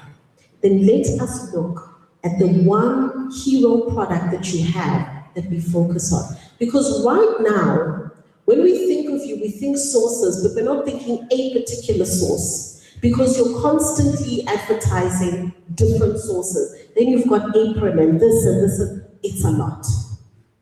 I said, what is your hero product? What is that one sauce that is your best? She said, Hetty, nobody makes a chili sauce like I make it. Perfect. That's your hero product. The same way the pepper belt was our hero product. It's a thing that was shining in the light. They come in and they see other things. That's your hero product. So she said it's a chili sauce. Brilliant. Let's focus on that. You want to increase your sales in the next 6 months. I want us to focus on this one product. So now, when you are marketing your business, you are marketing the chili sauce. I know you've got other products, don't worry. I'll show you how you bring them in. I want you to focus on this chili sauce. When you're creating your content, show us a day in the life. How you make breakfast with your chili sauce. How you make packed lunch for your kids with the chili sauce. How you prepare Sunday lunch with the chili sauce. How you host guests and use the chili sauce. Your process of how you keep it lasting longer in the fridge with the chili sauce. Show us all the different iterations of life with the chili sauce. Now, when you're selling it, stop selling just one bottle. Sell a bottle of a pack of 3. Automatically, you are giving expanded choice through that chili sauce. So immediately when people are ordering, they're now ordering the pack of 3. You've automatically increased your sales just from that alone. Now you begin to show Women's Month. How can they gift the chili sauce? Mother's Day, how can you package this chili sauce for the mom? Festive season, how can you use it as presents over the festive season? I'll get to you just now with the chili sauce. So your chili sauce now becomes your hero product. She now became known as the lady that sells chili sauce. Immediately, her sales increased. Because you want to be known for something, not everything. We pay more for something than something that is general. Am I making sense? She was now able to develop a cookbook using the chili sauce as the central ingredient of all the recipes. Am I making sense? Now that particular chili sauce was now able to be stocked in retail outlets in her region. And now she is speaking to a particularly large restaurant chain to be able to stock the chili sauce. Am I making sense? So by focusing on that one thing, she was then able to exponentially increase her income because her mind was not spread across trying to sell 30 different things. Are we still together? So I want you to think about what is the one thing that I'm going to focus on in the next 6 months. It can be sales related. It can be personal development related. It can be systems and processes related. It can be technology related. You know where the gap is in your business. But when you try to do 100 different things at the same time, definitely there's a ball that's going to drop. We know that. So what is the one thing you're going to focus on over the next 6 months? We had a hand that was up. Thank you for your patience.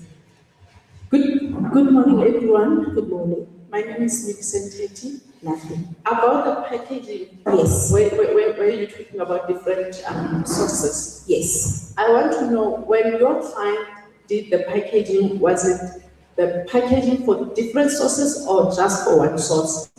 Packaging one source, which is the tea sauce. Yes, so her packaging, she had different flavors, but the packaging was the same. It was all these clear type of glass bottles with a label on, and then the lid, you know, those gold kind of metallic lids. That's what it looked like.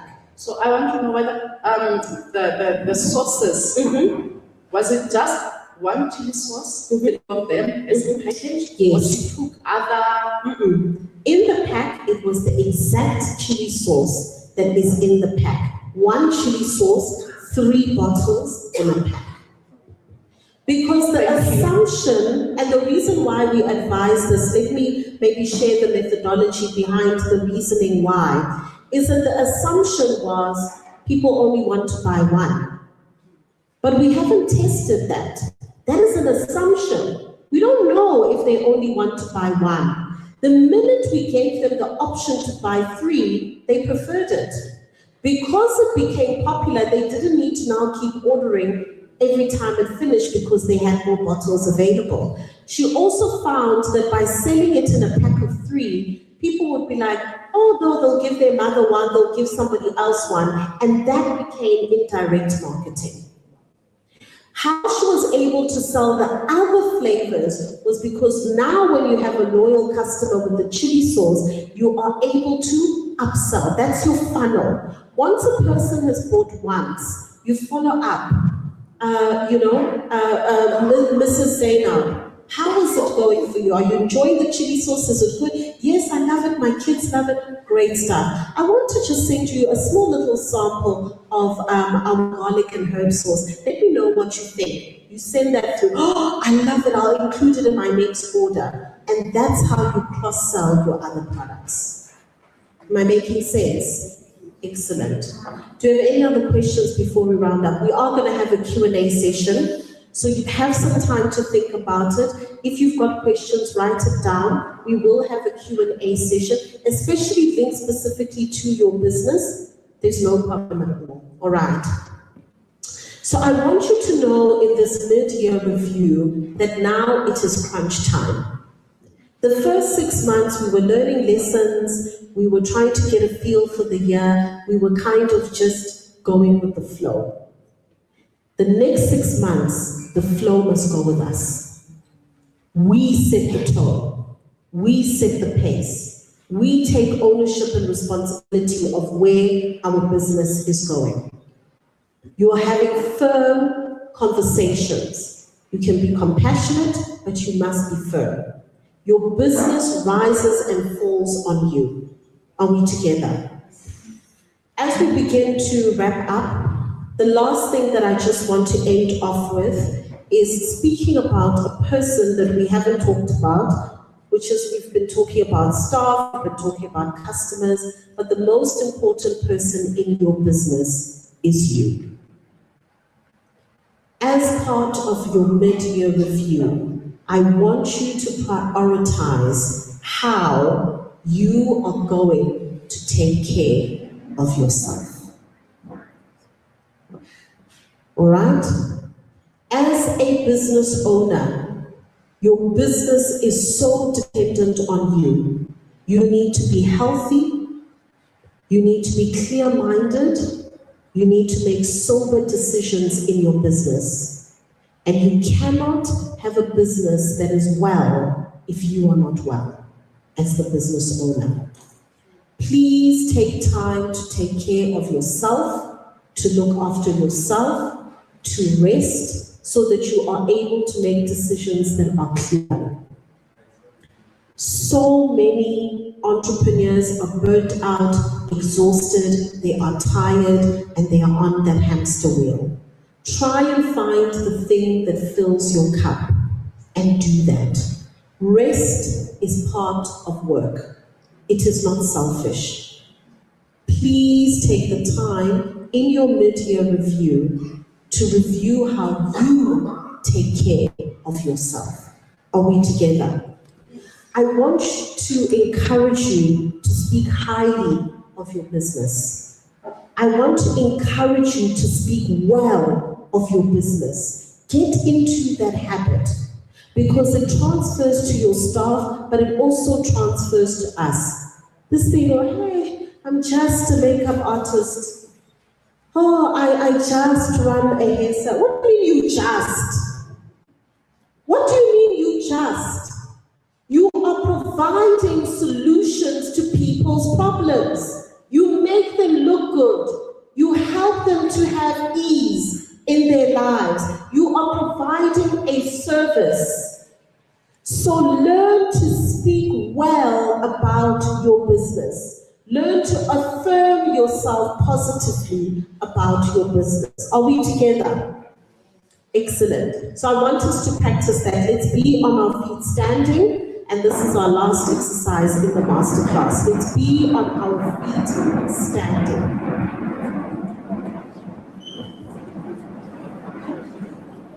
All right.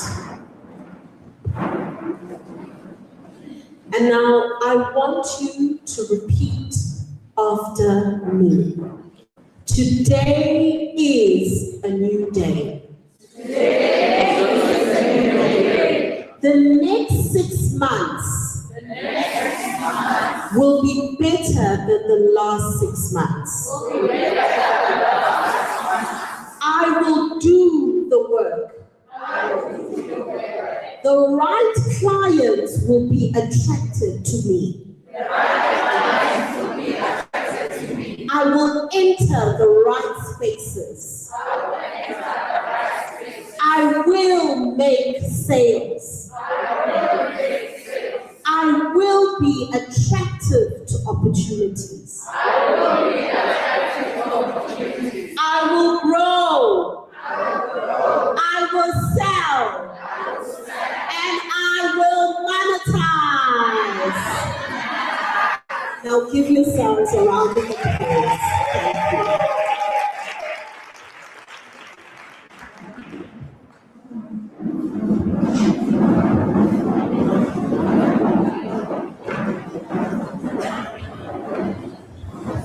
Geez, how was that? Let's get into another round of applause. Come on. You know, before when we strategize and as we think, what we're going to share, our heart always we keep thinking, wow, I really hope what we put through and what we share today, that they will be left with the feeling afterwards that I can't believe I got all of that today for free. Thank you so much, Haiti, for having shared with us. Another one. So we're going to enter to the next stage now. We'll be having our next working break. We're going to have a break that will go through just for about 20 minutes. I'll let you know, just a reminder, the bathrooms are straight there on my right. You'll be able to go through. And before I let you out, just a few things as well. We have the F&B team. They're straight there at the back. They are waiting to be able to engage you, different topics in terms of how to be able to help you with your businesses. Don't be shy. They are waiting for you. Honestly, as an example, by a show of hands, does anybody know the F&B product called Geo Payments? Does anybody know about Geo Payments? Okay, cool. It's just a few people. Just go there and ask, how does Geo Payments work? You're able to receive payments just through the cell phone. They've got lots of other things that they're able to let you know about. I don't know about all of you as well. Sometimes when I go to the branch, and I've got a big problem, and I should be asking for the branch manager. I get nervous. That branch, the way they made it and everything, the profession, it's intimidating. Today, all the managers, they are here for you. So you go to them and ask them anything that you want. You don't need to be intimidated. They're taking time out to be able to engage you. We also have exhibitors on our left that they are waiting to meet you. Now, I want you to know something. I spoke to the exhibitors. Do you know what they told me? They are prepared to accept shame money. If you go to them and say, shame, let me pay for this, they will accept your money. So please make sure to go and visit the exhibitors as well. Then also, I want to let you know, just in terms of networking, and you can use these tips today or any other day as well. Where is the roaming mic? Please come to the front. Please come to the front. Okay, let's do this. Please bring the mic over here. Please bring the mic over here. If you can just stand, I want you to be able to see if you can tell what I am doing. These are lessons to learn in networking.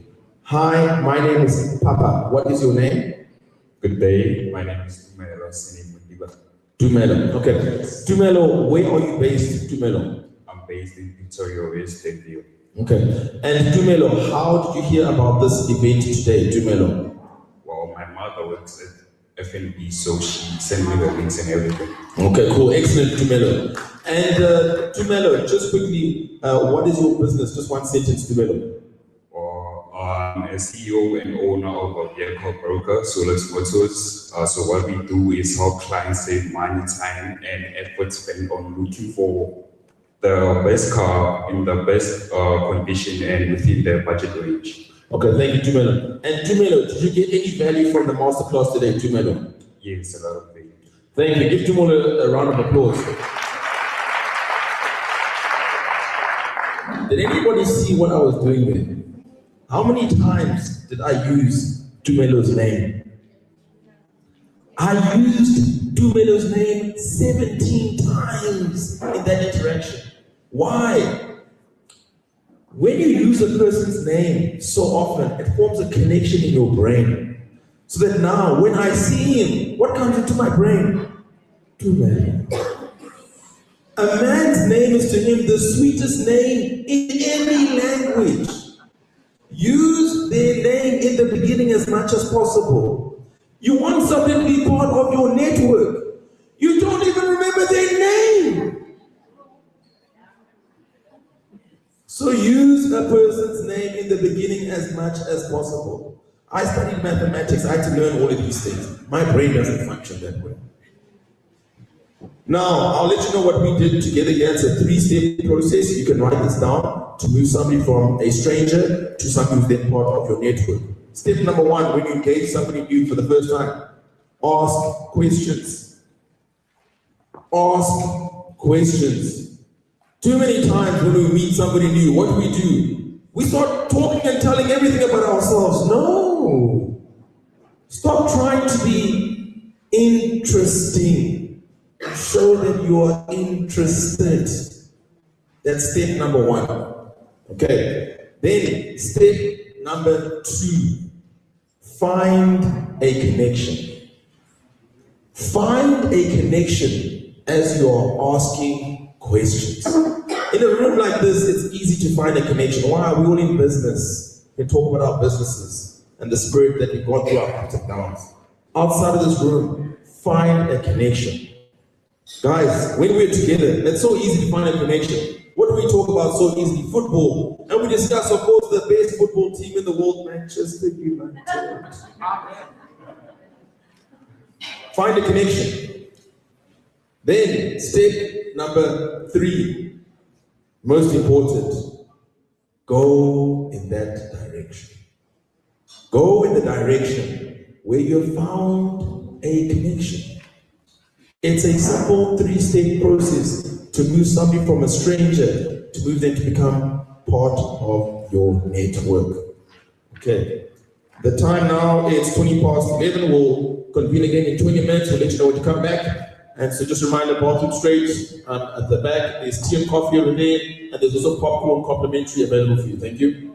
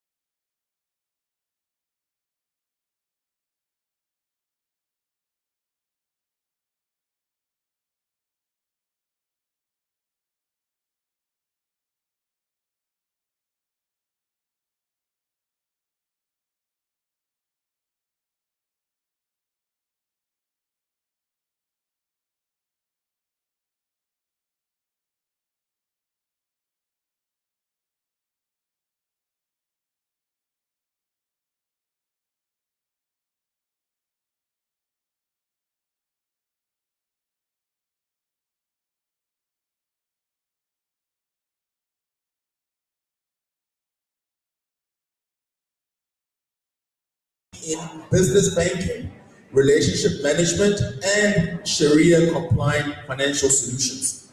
He works closely with business owners and professionals to deliver tailored banking and investment solutions while driving sustainable business growth and exceptional client service. So let's give a warm round of applause and welcome Gulam to the stage. Welcome Gulam to the stage. Thank you.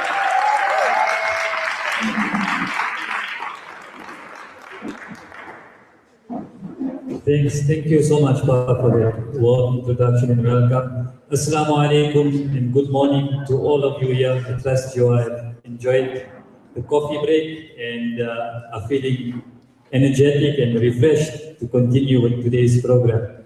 I must say that when I heard of this event taking place here in Laudium, I got extremely excited. And I tell you why. It's because I'm born and bred from Laudium. So I'm from here, I'm part of the community, I'm still living in the area, and it's so heartwarming to see an event like this with all entrepreneurs coming together, using the opportunity to network, use this opportunity to grow the business, empower yourselves, network with other individuals, and associate yourselves with the relevant and correct individuals who will assist the business to grow going forward. I represent the Islamic banking for the Chania region and across all the segments. So we see between the commercial clients, the private clients, we see relationships between and how it integrates between different segments in the business world. And it's important, and I would advise that you do grow your network not only within your circles. Expand, reach for the stars. That's my advice to you, that there's no limitation. At the end of the day, nothing is really completely in our hands. We can put the effort into things, but it's the Creator Almighty that facilitates everything at the end of the day. And that is what we do believe in. I want to touch on a bit on the Islamic banking perspective. So, as you know, businesses evolve, technology evolves, and so does banking. Banking evolves, and we at Islamic banking have also evolved. Over the past couple of years, the products offered on the Sharia compliant basis has grown a lot. We understand the needs of businesses, and accordingly, we adapt our products on a Sharia compliant solution and make those offers available to the clients so that they can utilize Sharia compliant facilities to improve on their business, improve on their businesses, and also have that peace of mind and comfort. I know a lot of you all might feel that, okay, you're not Muslim, so it does not apply to you, but that isn't true. So Sharia compliant banking is available and applicable to everybody. It's a lot that's got to do with ethical banking. So our procedures are very open. We are very clear upfront, and there's no hidden sort of tactics. So that's why a lot of non-Muslims also opt for Sharia banking as well. So just know that it's available to everybody, not just Muslims. In terms of the commercial banking side, we have a range of products which come from the transactional banking to investment banking to the lending perspectives. It's all available on the Sharia basis as well as on your personal side. So you can have that peace of mind knowing that Sharia banking is available to you. I wanted to give a little bit of advice in terms of your business. You guys have certain amount of capital sometimes available. And I've seen this from experience where we interact with businesses and they're utilizing their capital to purchase assets, for example. And I just want to show you and demonstrate in terms of from a banking side, how the bank can support you in your business, assist you to grow the business. Sometimes the clients utilizing their capital to purchase assets, for example, a vehicle. You may have 100, 200, 300,000, 500,000 to purchase a vehicle readily available. And you go and purchase the vehicle, but what happens then? It straps your liquidity. And where you must use FNB to support you and grow your business is use the facility to finance those vehicles over a period of time, but then also not depleting your capital, which you need as a working capital in your day-to-day and ongoing business concern. So this is just one example I wanted to highlight. There's a lot of solutions that we have, and the message I'm trying to get across is be in touch with the bankers.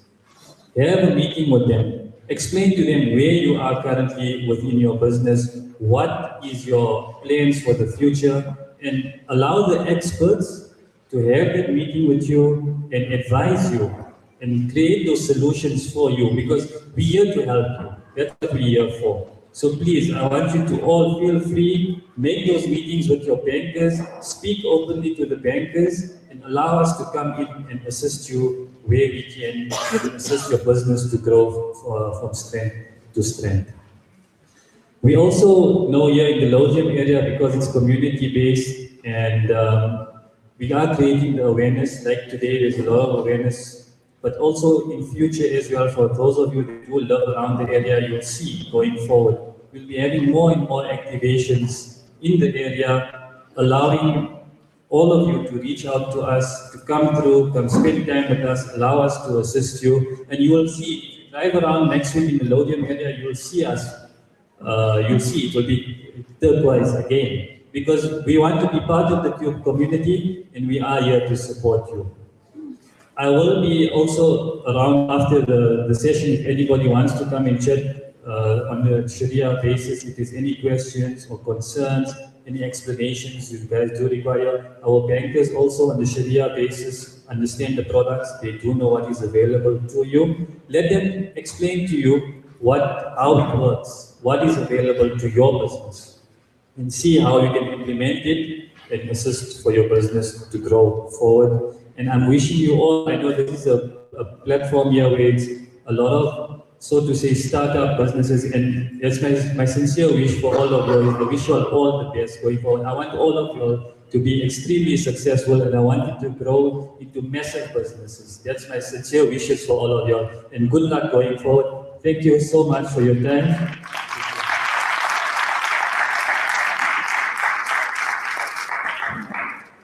Thank you so much for that, Gulam, and sharing so inclusively so that we can be able to know how the products and availability works from the Islamic banking perspective. I'd like to then just call Hetty to come back onto the stage. If Hetty can come back onto the stage, we are then going to be entering into our Q&A and collaboration session. So we asked you earlier to be writing down the questions that you want to ask, and this is your opportunity. This will be regarding any questions that you had from the masterclass or any questions in general regarding your business. This will be the opportunity for you to be able to ask, and we'll be able to answer in as best as we can. Thank you. All right, fantastic. I saw a lot of networking happening in the break, which is wonderful. Good conversations happening. I saw people at the exhibition stands. I hope you've managed to buy some products, which is really great. Now, in this section, we are going to be talking all about any questions that you have, any aha moments, anything that you want us to share. Remember, we said today is a two-way street. It's a two-way conversation. So we want to open up the floor and have more robust conversation as well. Any questions that you may have about the stage of business you're in, about your mid-year review, or general business questions that you may have, now is the time to do so. If you've written anything down, now is the time to ask. You can put your hand nice and high up, and the roaming mic will then come to you. Now is not the time to be shy, so please feel free to ask your questions. Please put your hand up. We've got a question over there. We've got another one over there. There was also a lady I spoke to, Koketo, who had a question as well. So let's start where we are right now, roaming mic. If I can ask you to please keep your questions to 2 minutes, that will allow us to get through as many people as possible. All right, let's go for it. Good morning, panel. Sorry. Good morning, everybody. Lungi Nimseleko here. You can call me Lulu. I'm a baker and caterer, and my one question is, between the seed and growth stage, when you want to add more employees, how do you transition the system you're using to the next person so that even when you're not there, they continue as you do? All right, very good question, Lulu. Thank you so much. Excellent. Okay, thanks, Lulu. It's actually quite interesting because our second pitch prize winner that we ever had, that was in Alex, and she is a baker. She's a baker and she's got multiple outlets to receive revenue, and she's actually practiced exactly in terms of the question that you asked, where she's documented in writing her whole process in terms of from structure, from the beginning, how to bake, and so she has documented everything in the terms of thinking when a new person comes in, what do they need to know how to do so that they know the steps that we follow in terms of our bakery to be able to get the product 100% correct.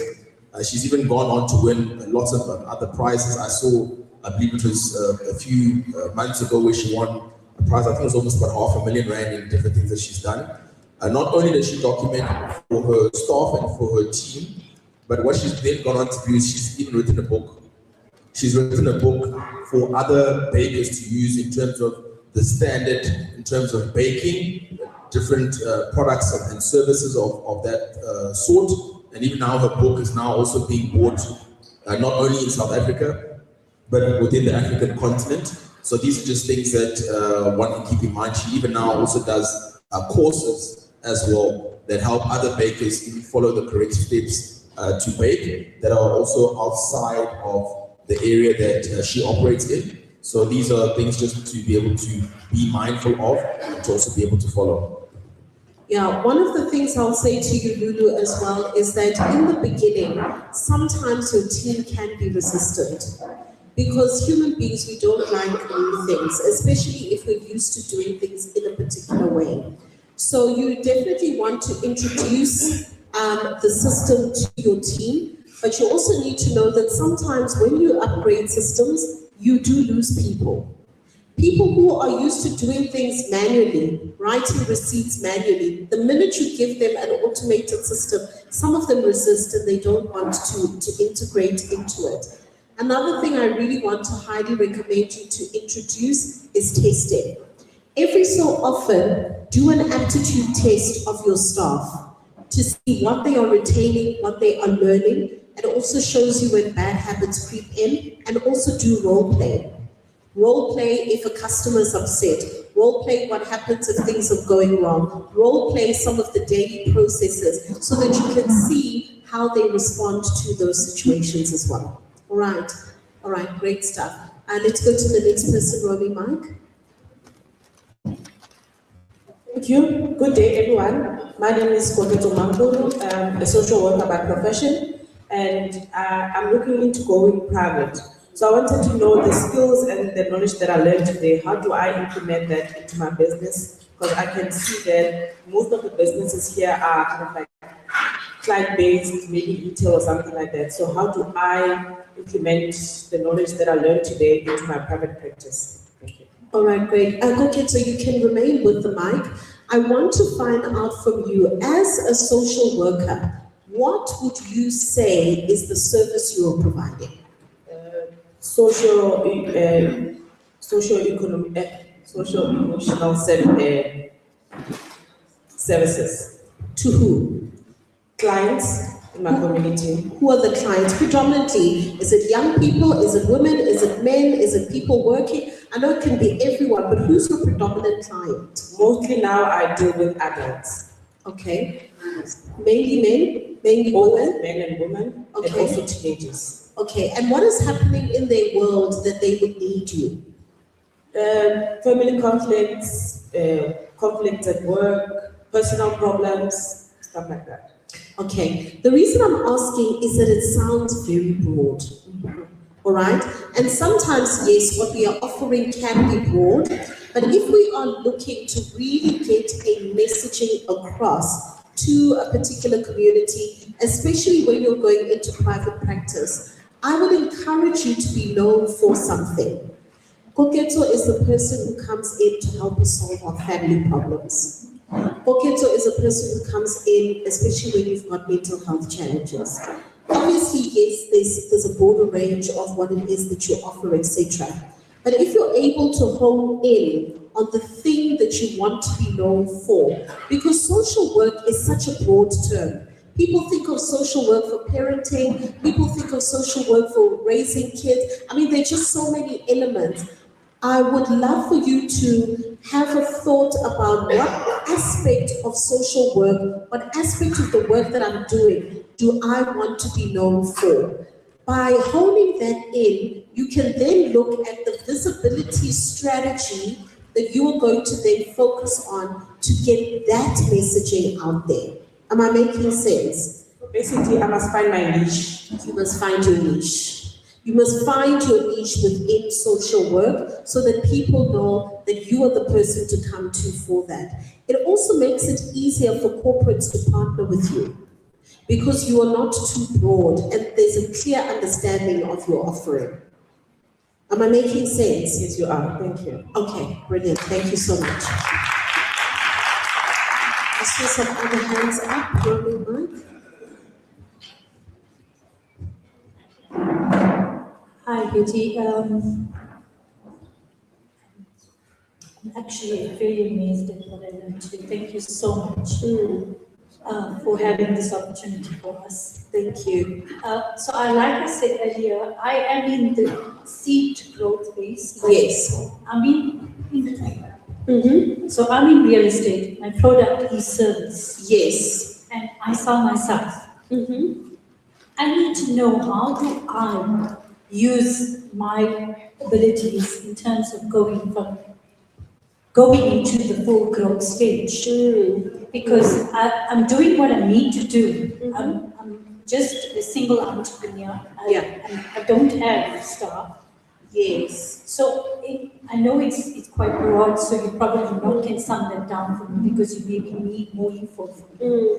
But property is very vast. Yes. Something that you can just tell me what I could use to just go from here to there. Yeah. That would really help. Yeah, absolutely. Papa, do you want to take that one or two? Yeah, it's actually quite interesting. And obviously, when you're on your own, as we spoke about, you're doing everything. You're the receptionist, the driver, you're everything in your business. But I think it's also just to take a step back and just try and imagine if the business was much bigger, how would it look like? What would be the type of people that I would need to understand how to grow into that? It's almost to begin with the end in mind.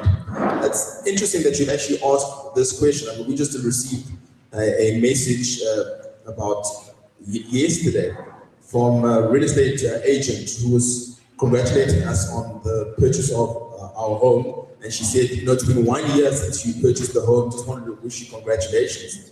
Now, from a business owner perspective, I know she didn't remember that because it's just her and she's got a wonderful memory. There's a system, there's people, it's trained, it's inculcated within. Interestingly enough, she didn't even sell the property to us. It was a different agency. But she's just letting us know, hey, I remember that you guys bought the home, it's been a year. So now you start to think in the background, there must be people involved in terms of documenting, hey, these people that didn't buy from you, this is when they bought. Then she'll message a year later. So it's a documented system that they're going to follow and it's in place. So it's things like that, just in terms of understanding, if I'm going to grow past myself, what are the things of value that I can add for customers so that in future they will always keep me top of mind when they need to sell a property or if they're looking for another property. It's different things like that to keep in mind. Yeah. One of the things, practical thing I will recommend to you after the workshop, number one, really do focus on building a personal brand. People buy from people and people buy homes from people. Because they like you, because they trust you, they will want to walk that particular journey with you. I really want to highly encourage you to leverage social media and really build a personal brand. And if you're thinking, gosh, how do I do that? Use AI. Use ChatGPT, Gemini, Claude, whichever your favorite AI app is, because remember, AI is a member of your team. And say, I'm a real estate agent, I'm based in Laudium, I'm a solopreneur, I want to build my personal brand.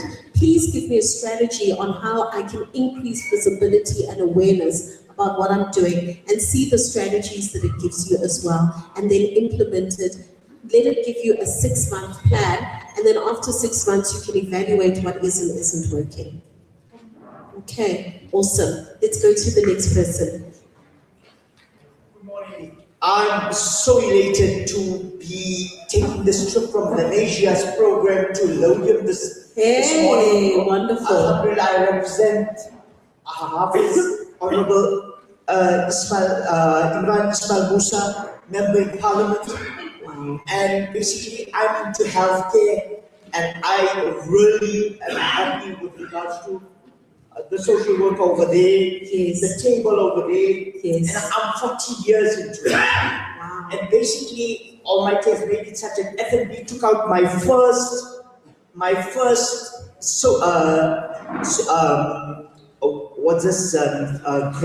grant for being a facilitator for the road accident fund.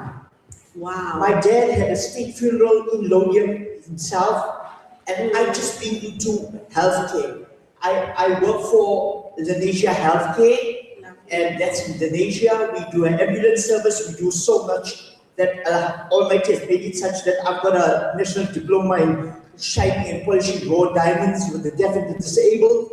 So we're willing to really bring people to our school, find the career, find the cause, find the structure, and Almighty make it such that my brother's school is well and welcome for anyone that will qualify the cause and take it further and make it such that we come to Cullinan here for excursion to the mines. And that's all that I have to offer. Oh, that's Thank you so brilliant. much. Thank you. Thank you so much. Thank you for the enthusiasm, the good work that you're doing. Thank you for joining us over the past 2 days. Yesterday we were in Malaysia, and it's always wonderful when people get so much value that they come back again. That tells us that there's value that's being created. So thank you very much for your contribution. Let's hear from the next person, please.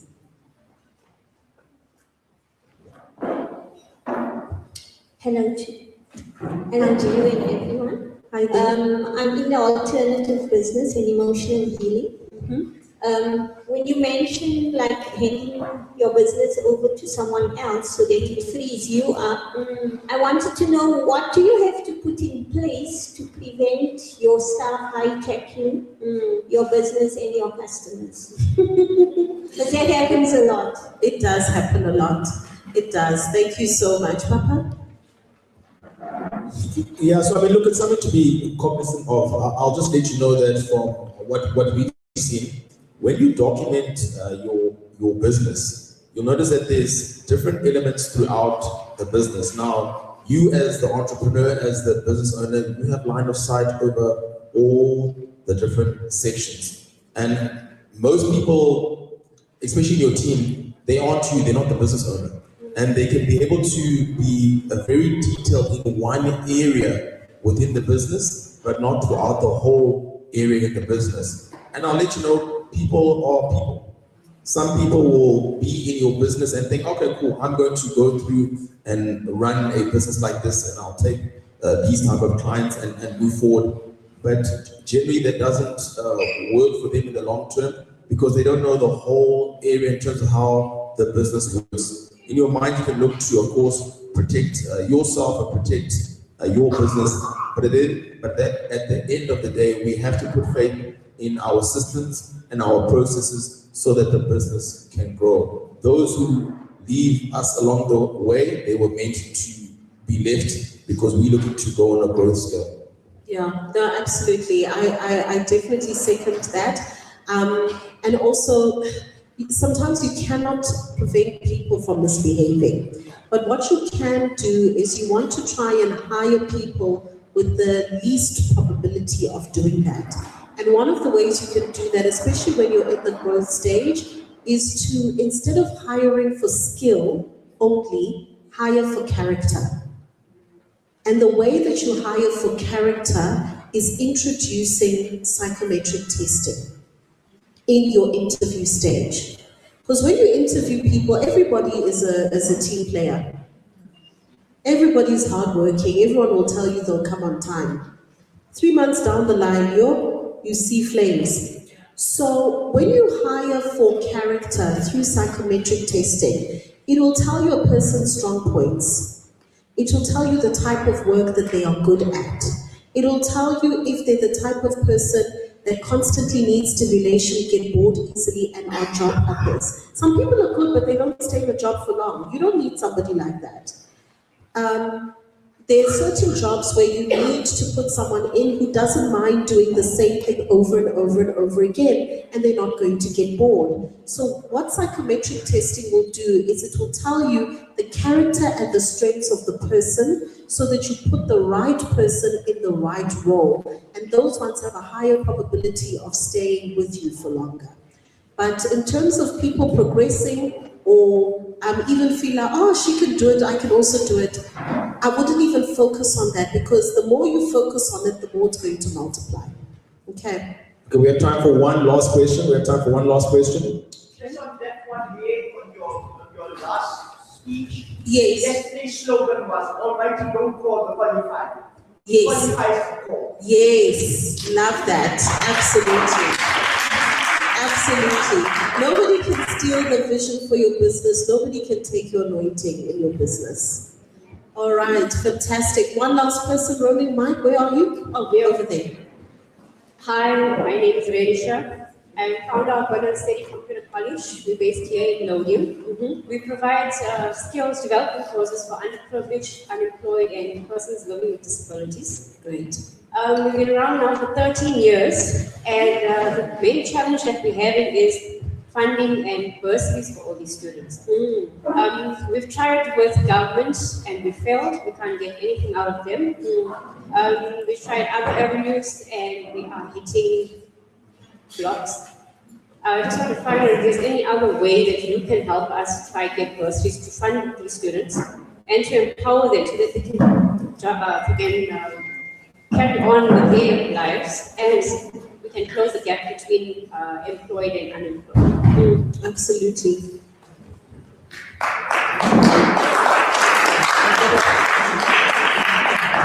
Okay, so gosh, look, it is a tricky one, especially in the space that you are in. One of the things that I would like to recommend you to do is look at kind of your alternative funding institutions outside of, let's say, your financial services providers. You've got VC firms, you've got various types of investors that invest in women businesses, that invest in youth startups, etc. And I'd be more than happy for us to share some of those details with you after this session. But these are various institutions that you can then plug into. You also want to look at organizations that you can potentially partner with that have a shared vision with you as well. So for example, you have got various big training colleges, but then you can form part of, let's say, a CSI wing of that. So please just think a little bit broader in terms of the companies that you are linking with and looking to collaborate with as well. I'll speak a little bit about the entrepreneurs here shortly, but there we're also going to have different funding institutions that I think will be good for you to plug into as well. All right. I think that brought us to the end of this session. Thank you so much for the Q&As. It's been really robust. We really do appreciate it. I just want to end off with saying that we want to collaborate with you. The FNB desk is at the back. Go and ask them how they can help you. Tell them whether you're in the seed, the growth, or the bloom stage. Remember that they are there not only for funding, but they are also there to help you with actually growing your business at the stage that your business is in. You want to build a relationship with your bank. So please do not leave without chatting to the guys at FNB. We also want to make sure that you continue to plug into the Monetise Your Business ecosystem. If you are not in the Laudium WhatsApp group, please make sure you go to the registration desk, get into the Laudium WhatsApp group.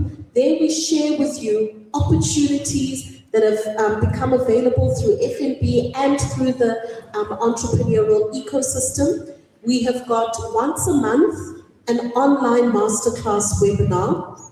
It's online, it's free, it's on Zoom, and we will share that information in the WhatsApp group. We want to be able to see you so that we continue what we have started here today. We've got a podcast on YouTube. We chat to different entrepreneurs, different subject matter experts as well. And at the end of the year, in November, on the 27th of November, we are ending off the year with the Entrepreneurs Year in Function, which we are proud is sponsored by FNB, another example of their commitment to entrepreneurs. This is where we close off the year together. There'll be funders, there'll be investors, there'll be other entrepreneurs. Vusi Tebakwayo is coming back once again as a keynote speaker. So it's going to be really, really amazing. And we really want you to come into that space with us. And of course, we'll share all information in the group as well. So I'm going to end off here, hand back over to Papa, and I'm wishing all the pitch competition individuals really great luck. All right, thank you. Thank you so much. Okay, we're now entering the segment then, and thank you so much, especially for all of your questions. I saw that there were many more questions, but we do have to move on so we can be able to have lunch at the appropriate time. If I can just get the team to please clear the stage as we prepare for the pitching segment. The pitching finalists, you know who you are, you've been communicating with Joyce. Now is the time to come through to my left. That is Yasmin Kedeka. Yasmin, please make your way to my left. There's also Jacob Melato. Jacob, please make your way to my left. And then also the judges. Judges, Mrongo and team, if you can please make your way straight here. The judges, if you can make your way, we're waiting for you as well. Then also Koketo Ramatlo. Koketo, please make your way to my left as well. Then GM Ngwenya. GM Ngwenya, please make your way to my left. Then there's also Fazlin Bester. Fazlin, please make your way to my left. We also have Nokolo Mbali Nkliba. Please make your way to my left. Then also Lungile Selego. Lungile, please make your way to my left as well. So you've already been communicating with Joyce, so please be able to make your way. Then if I can have the judges, Morongo and team, if you can please make your way to the front. If you can please make your way to the front, we are waiting for you. If you can please make your way. So we have asked the finalists, we have asked them a number of questions to be able to answer during this pitching segment. But we have also communicated that they only have 2 minutes to pitch. They have 2 minutes to pitch. And in those 2 minutes, they need to be able to communicate certain things to us. Part of what they need to be able to communicate through to us, and if I can ask Ipuleng, if you can please make your way to be a judge with us, Ipuleng, please, thank you. If you can make your way to the front as well, thank you, Ipuleng. So what we asked them to answer is, who are you? Who are you? They need to be able to tell us about themselves. Also, they need to be able to answer, what is your business? They need to be able to tell us, what is their business? What does their business actually do? Also, they need to be able to explain to us, what problem are you solving? What problem does your business solve? They need to be able to explain that to us. Also, we want to know, how do you make money? How does the business actually make money? That needs to be explained very, very clearly. Also, we want to know, what is unique about your business? What is unique about your business? Another way that they can answer this, what is different about your business? What makes your business different? Then also we want to know, what will you do with the money? If you win this pitching competition, what will you do with the money? And also, of course, we want to know, how does the audience reach you?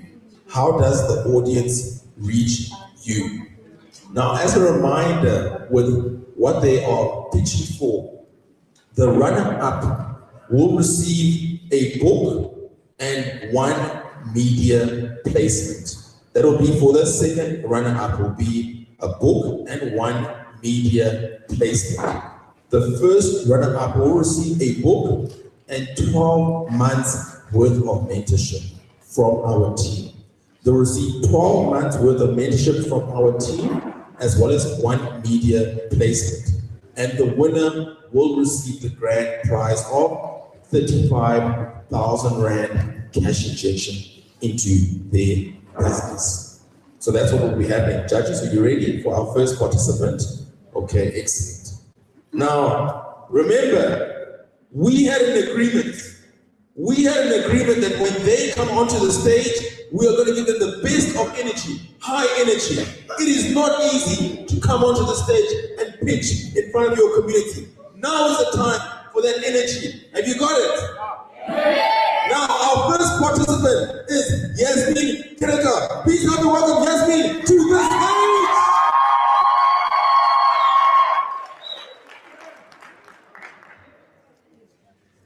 Good afternoon. Good afternoon, everybody. Before I introduce myself, I just want to got one simple question that I want to ask all business owners. Have you ever lost a customer because you couldn't answer the phone, or you couldn't answer a WhatsApp message, or you couldn't just follow up on a quotation, right? Well, if the answer is yes, which I think for many it's like that. Every day here in South Africa, we begin to lose customers because of repetitive work that we're constantly doing, and we don't have, and just the time is just not there. This 24 hours is just not enough for the day, and especially with today, because like we said, the speakers earlier, one person, we're doing like a driver, we're receptionist, we are this, we are that. So that is why my name is Yasmin Kereka. I started Claw Automations business in that for that reason, for that particular reason. What we do is we help businesses save more time. We help them to grow with simple systems that we put in place that that is affordable, which is AI solutions. And then they end up taking care more of, so that the business can focus more on their customers, because they don't tend to, if they focus on all the day, every day running things, to be in the reception, you're losing focus on the customer. You cannot give your customer that percentage at 100% that they need, because the customer is the king, no matter what, because without the customer, we are nothing,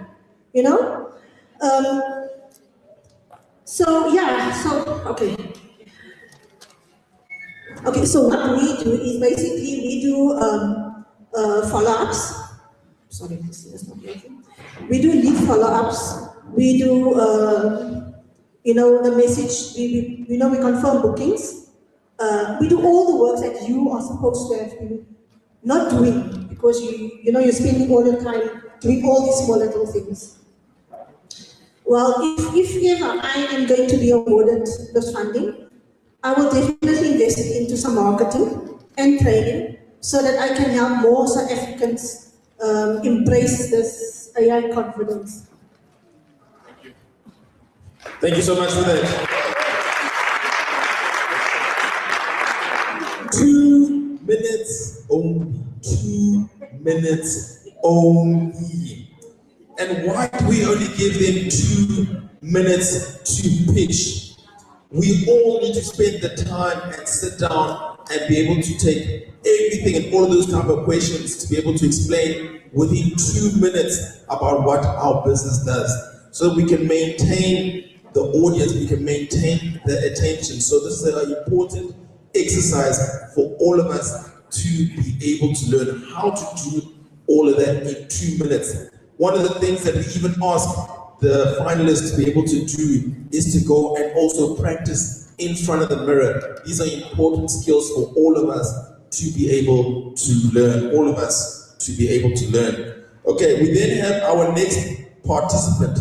Our next participant that we have coming through is Jacob Milato. Please help me welcome Jacob to the stage.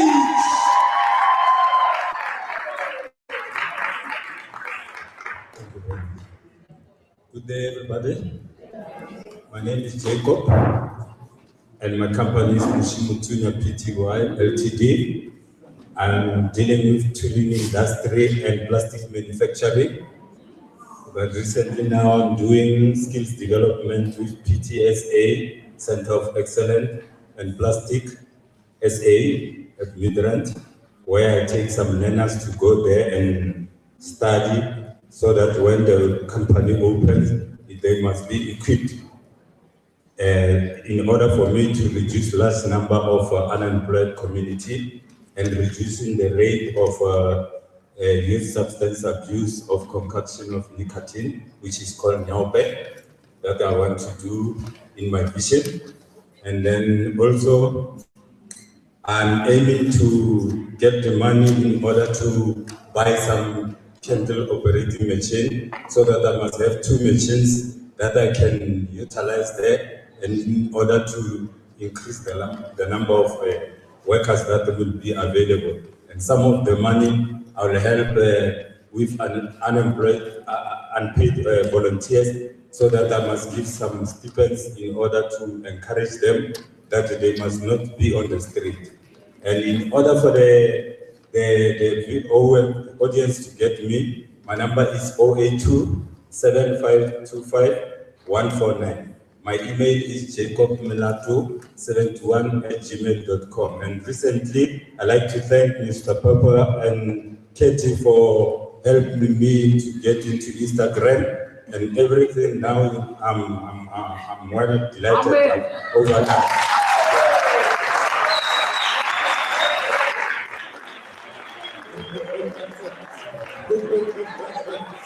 Thank you so much for that. Thank you so much. Such kind words to be able to receive. No, that is really great.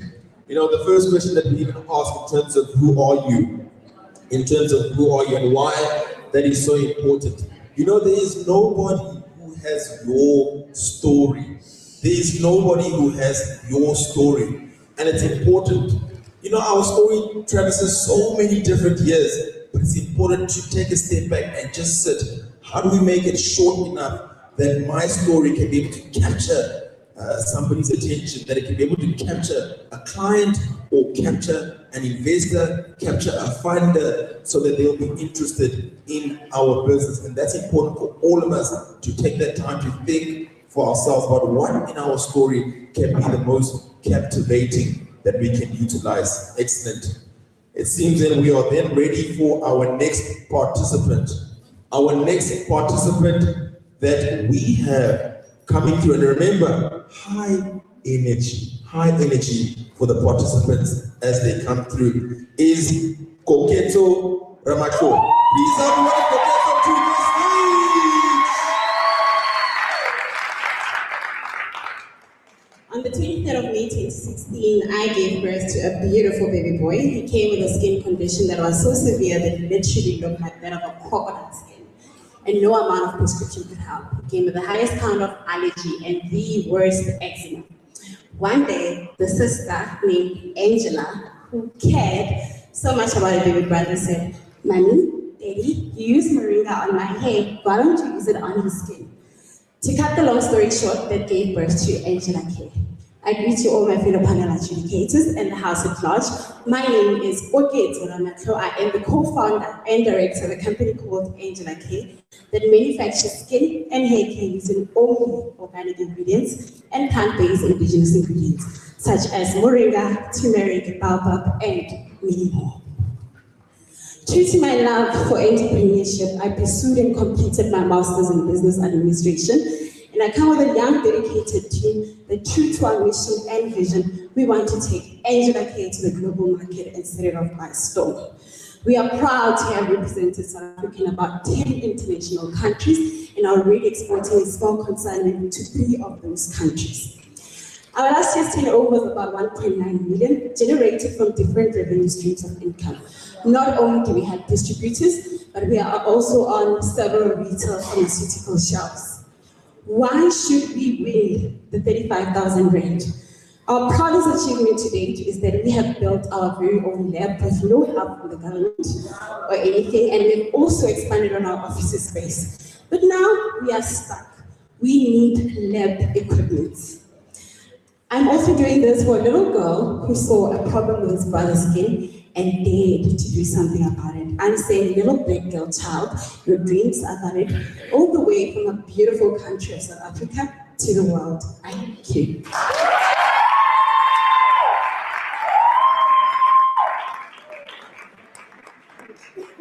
Thank you so much for that. Thank you so much. And thanks for your energy. You guys are doing very well, very, very well. So thank you so much. One of the questions that we ask them to answer is, what problem are you solving? We ask them to answer, what problem are you solving? And why is that important for all of us to know? It's important for us to understand what problem does our business actually solve. Many times when we ask business owners what they do, they want to talk for 10 minutes and just continue. But you need to be able to communicate the actual problem that you are solving. Then your customer knows that I need to come to you. Then a funder knows I need to be able to partner with you. So that is very, very important. And I know there's quite a number of you. Of course, you're disappointed that you're not pitching, but I see some of you taking notes. I see many of you taking notes because you can use the lessons from here for when you get an opportunity as well. Our next participant that we have coming through is GM Ngwenya. Please help me welcome her to the stage.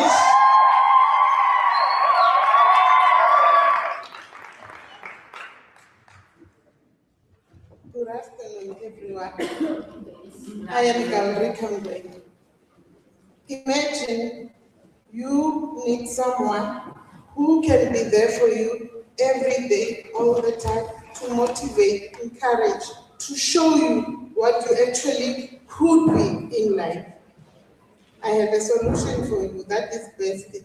I created this app because I once felt like that. And Bestie can motivate, Bestie can build you. You can build things, even your businesses through business apps, business hubs. You can be the best person that you can ever be. It's an AI chatbot, and I would really, really like for you to go and check it out. And I would appreciate having or getting this grant because it will help us develop the app to be a better app, and it can help us grow as far as having an AI store, an AI, what do you call it, house, and Bestie is for you to have. It has not been done yet, and it will really be a great app that will grow. And it makes money through premiums, subscriptions. It makes money through a business hub, and the grant will help it to develop to be a much, much better, a powerful app that is needed in South Africa. I am Galrika Ngwenya, the founder of Black Rose Empire, the mother umbrella company for Bestie. Bestie, I created her, but now I need you guys to also share her as your friend. Thank you very much.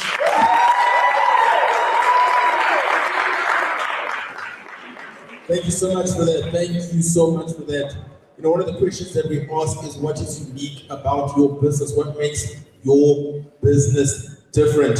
And let me tell you, why that is so important is that if there's nothing unique about your business, if there's nothing different about your business, it means you are a me too business. What is that? Oh, my neighbor is doing this business. Me too. No, we need to take the time to understand also how to communicate what is different about our business. Because if you don't have anything different about our business, how do you get people to support you? You're there asking, please support my business, I am black. Please support my business, I am a woman. Please support my business, I am this. No, you need to be able to communicate why people should come and support your business, and they know what is different about your business, so they understand why they should take their hard-earned money and put it into your business. Okay, excellent. We then have our next participant that we are having come through, which will be Fazlin Bester. Please help me welcome Fazlin to the stage.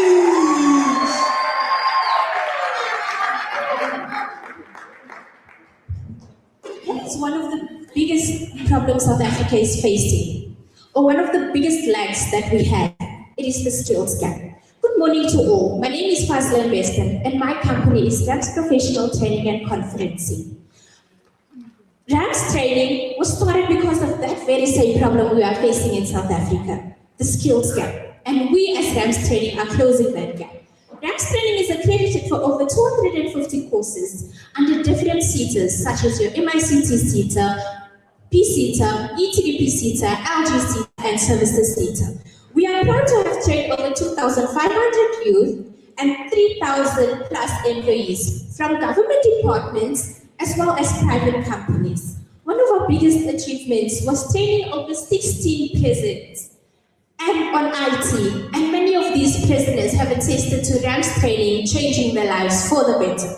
Why should Ramps Training win this 35,000 rand? It will help us. We have been extremely undercapacitated, and this money will help us get at least 1 or 2 employees, which will hopefully become permanent with us. You can find us on Instagram, or you can contact me directly. Thank you.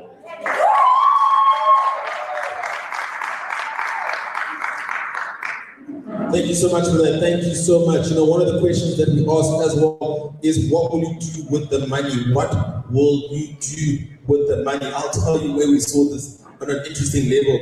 We had the Entrepreneurs Year event. I remember the one we did 2 seasons ago, and then we also had a pitching segment. It was with a different organization. And we had Vusi Tebakwayo there and other funders that were listening to the pitches. And one young man got on the stage and the judges gave him the feedback. He gave the best pitch.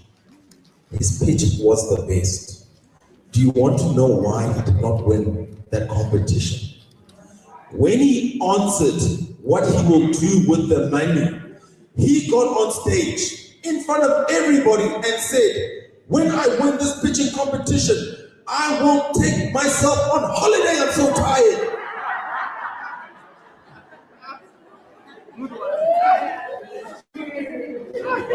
Imagine. No, never. You want to know how will the money help your business?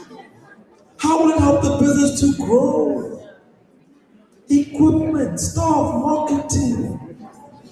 Taking yourself on holiday. Oh no, you did not win that day. So these are all important lessons for all of us to be able to learn, so that when we get an opportunity, we never make that type of mistake. We never make that type of mistake. We have our second last participant, high energy. Our second last participant is Dongolo Mbali Nkriba. Please help me welcome her to the stage.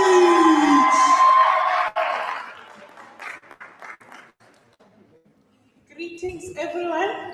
My name is Makalo Mbali.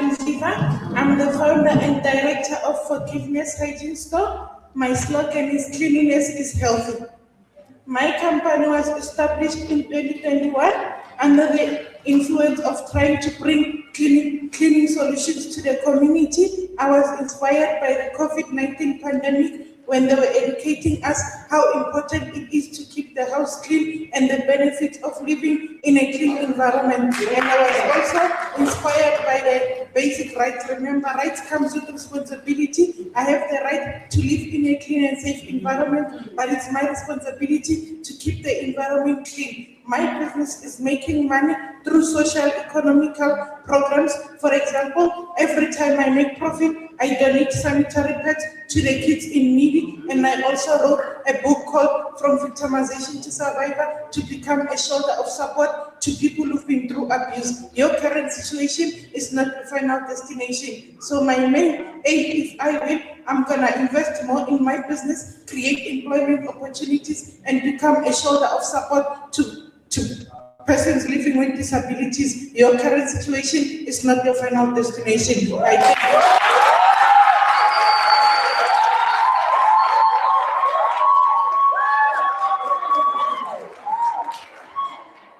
Very, very good. Very, very good. The level of pitching I'm seeing here is really, really good in Laudium. Very, very good.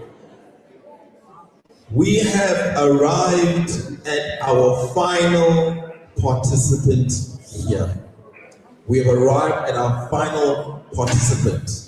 And I was just engaging with her now. Do you want to know what is interesting?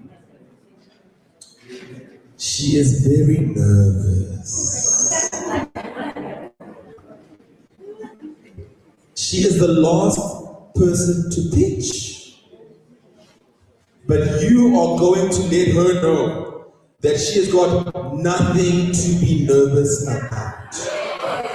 She must come out here and she must tell us her story. We want to be able to hear from her, and you're going to give her great energy to let her know this is a safe space, and we want to be able to hear from her. Our final participant is Lungile Mseleko. Please help me welcome Lungile to the stage.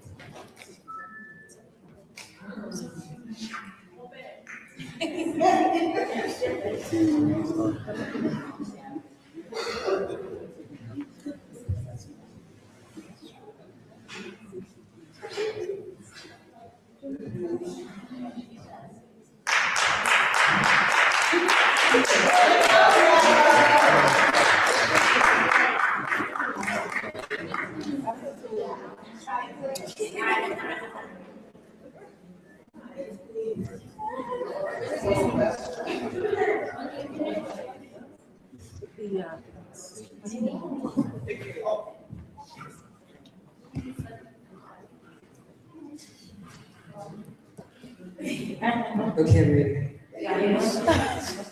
Good morning, everybody.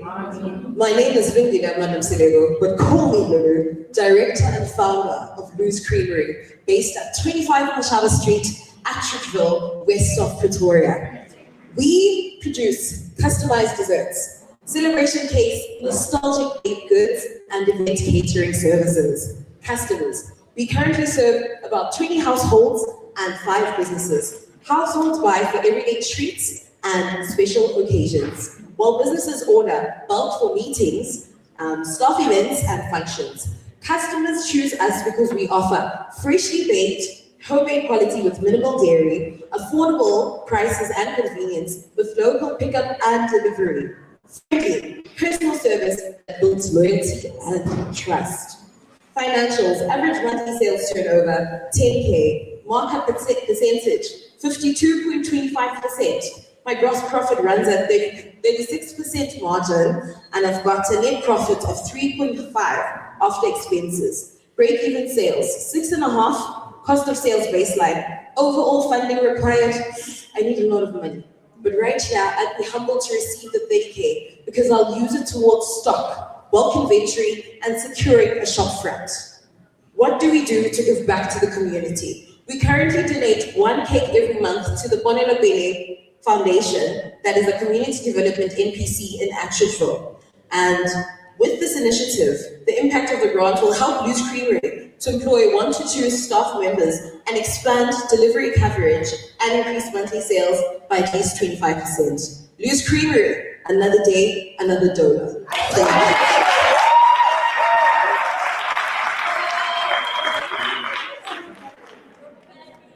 Thank you. So thank you. Those are your finalists for today, straight from Laudium. Let's give them all a round of applause. We're now going to give time to the judges to be able to deliberate so that they can work out who our winners will be. So we're going to go into a break. Just a reminder, the bathroom straight through on my right. The exhibitors still are waiting for you, and the F&B team is straight there at the back. We'll let you know when to come back once the judges have informed us before we then break for lunch. Thank you.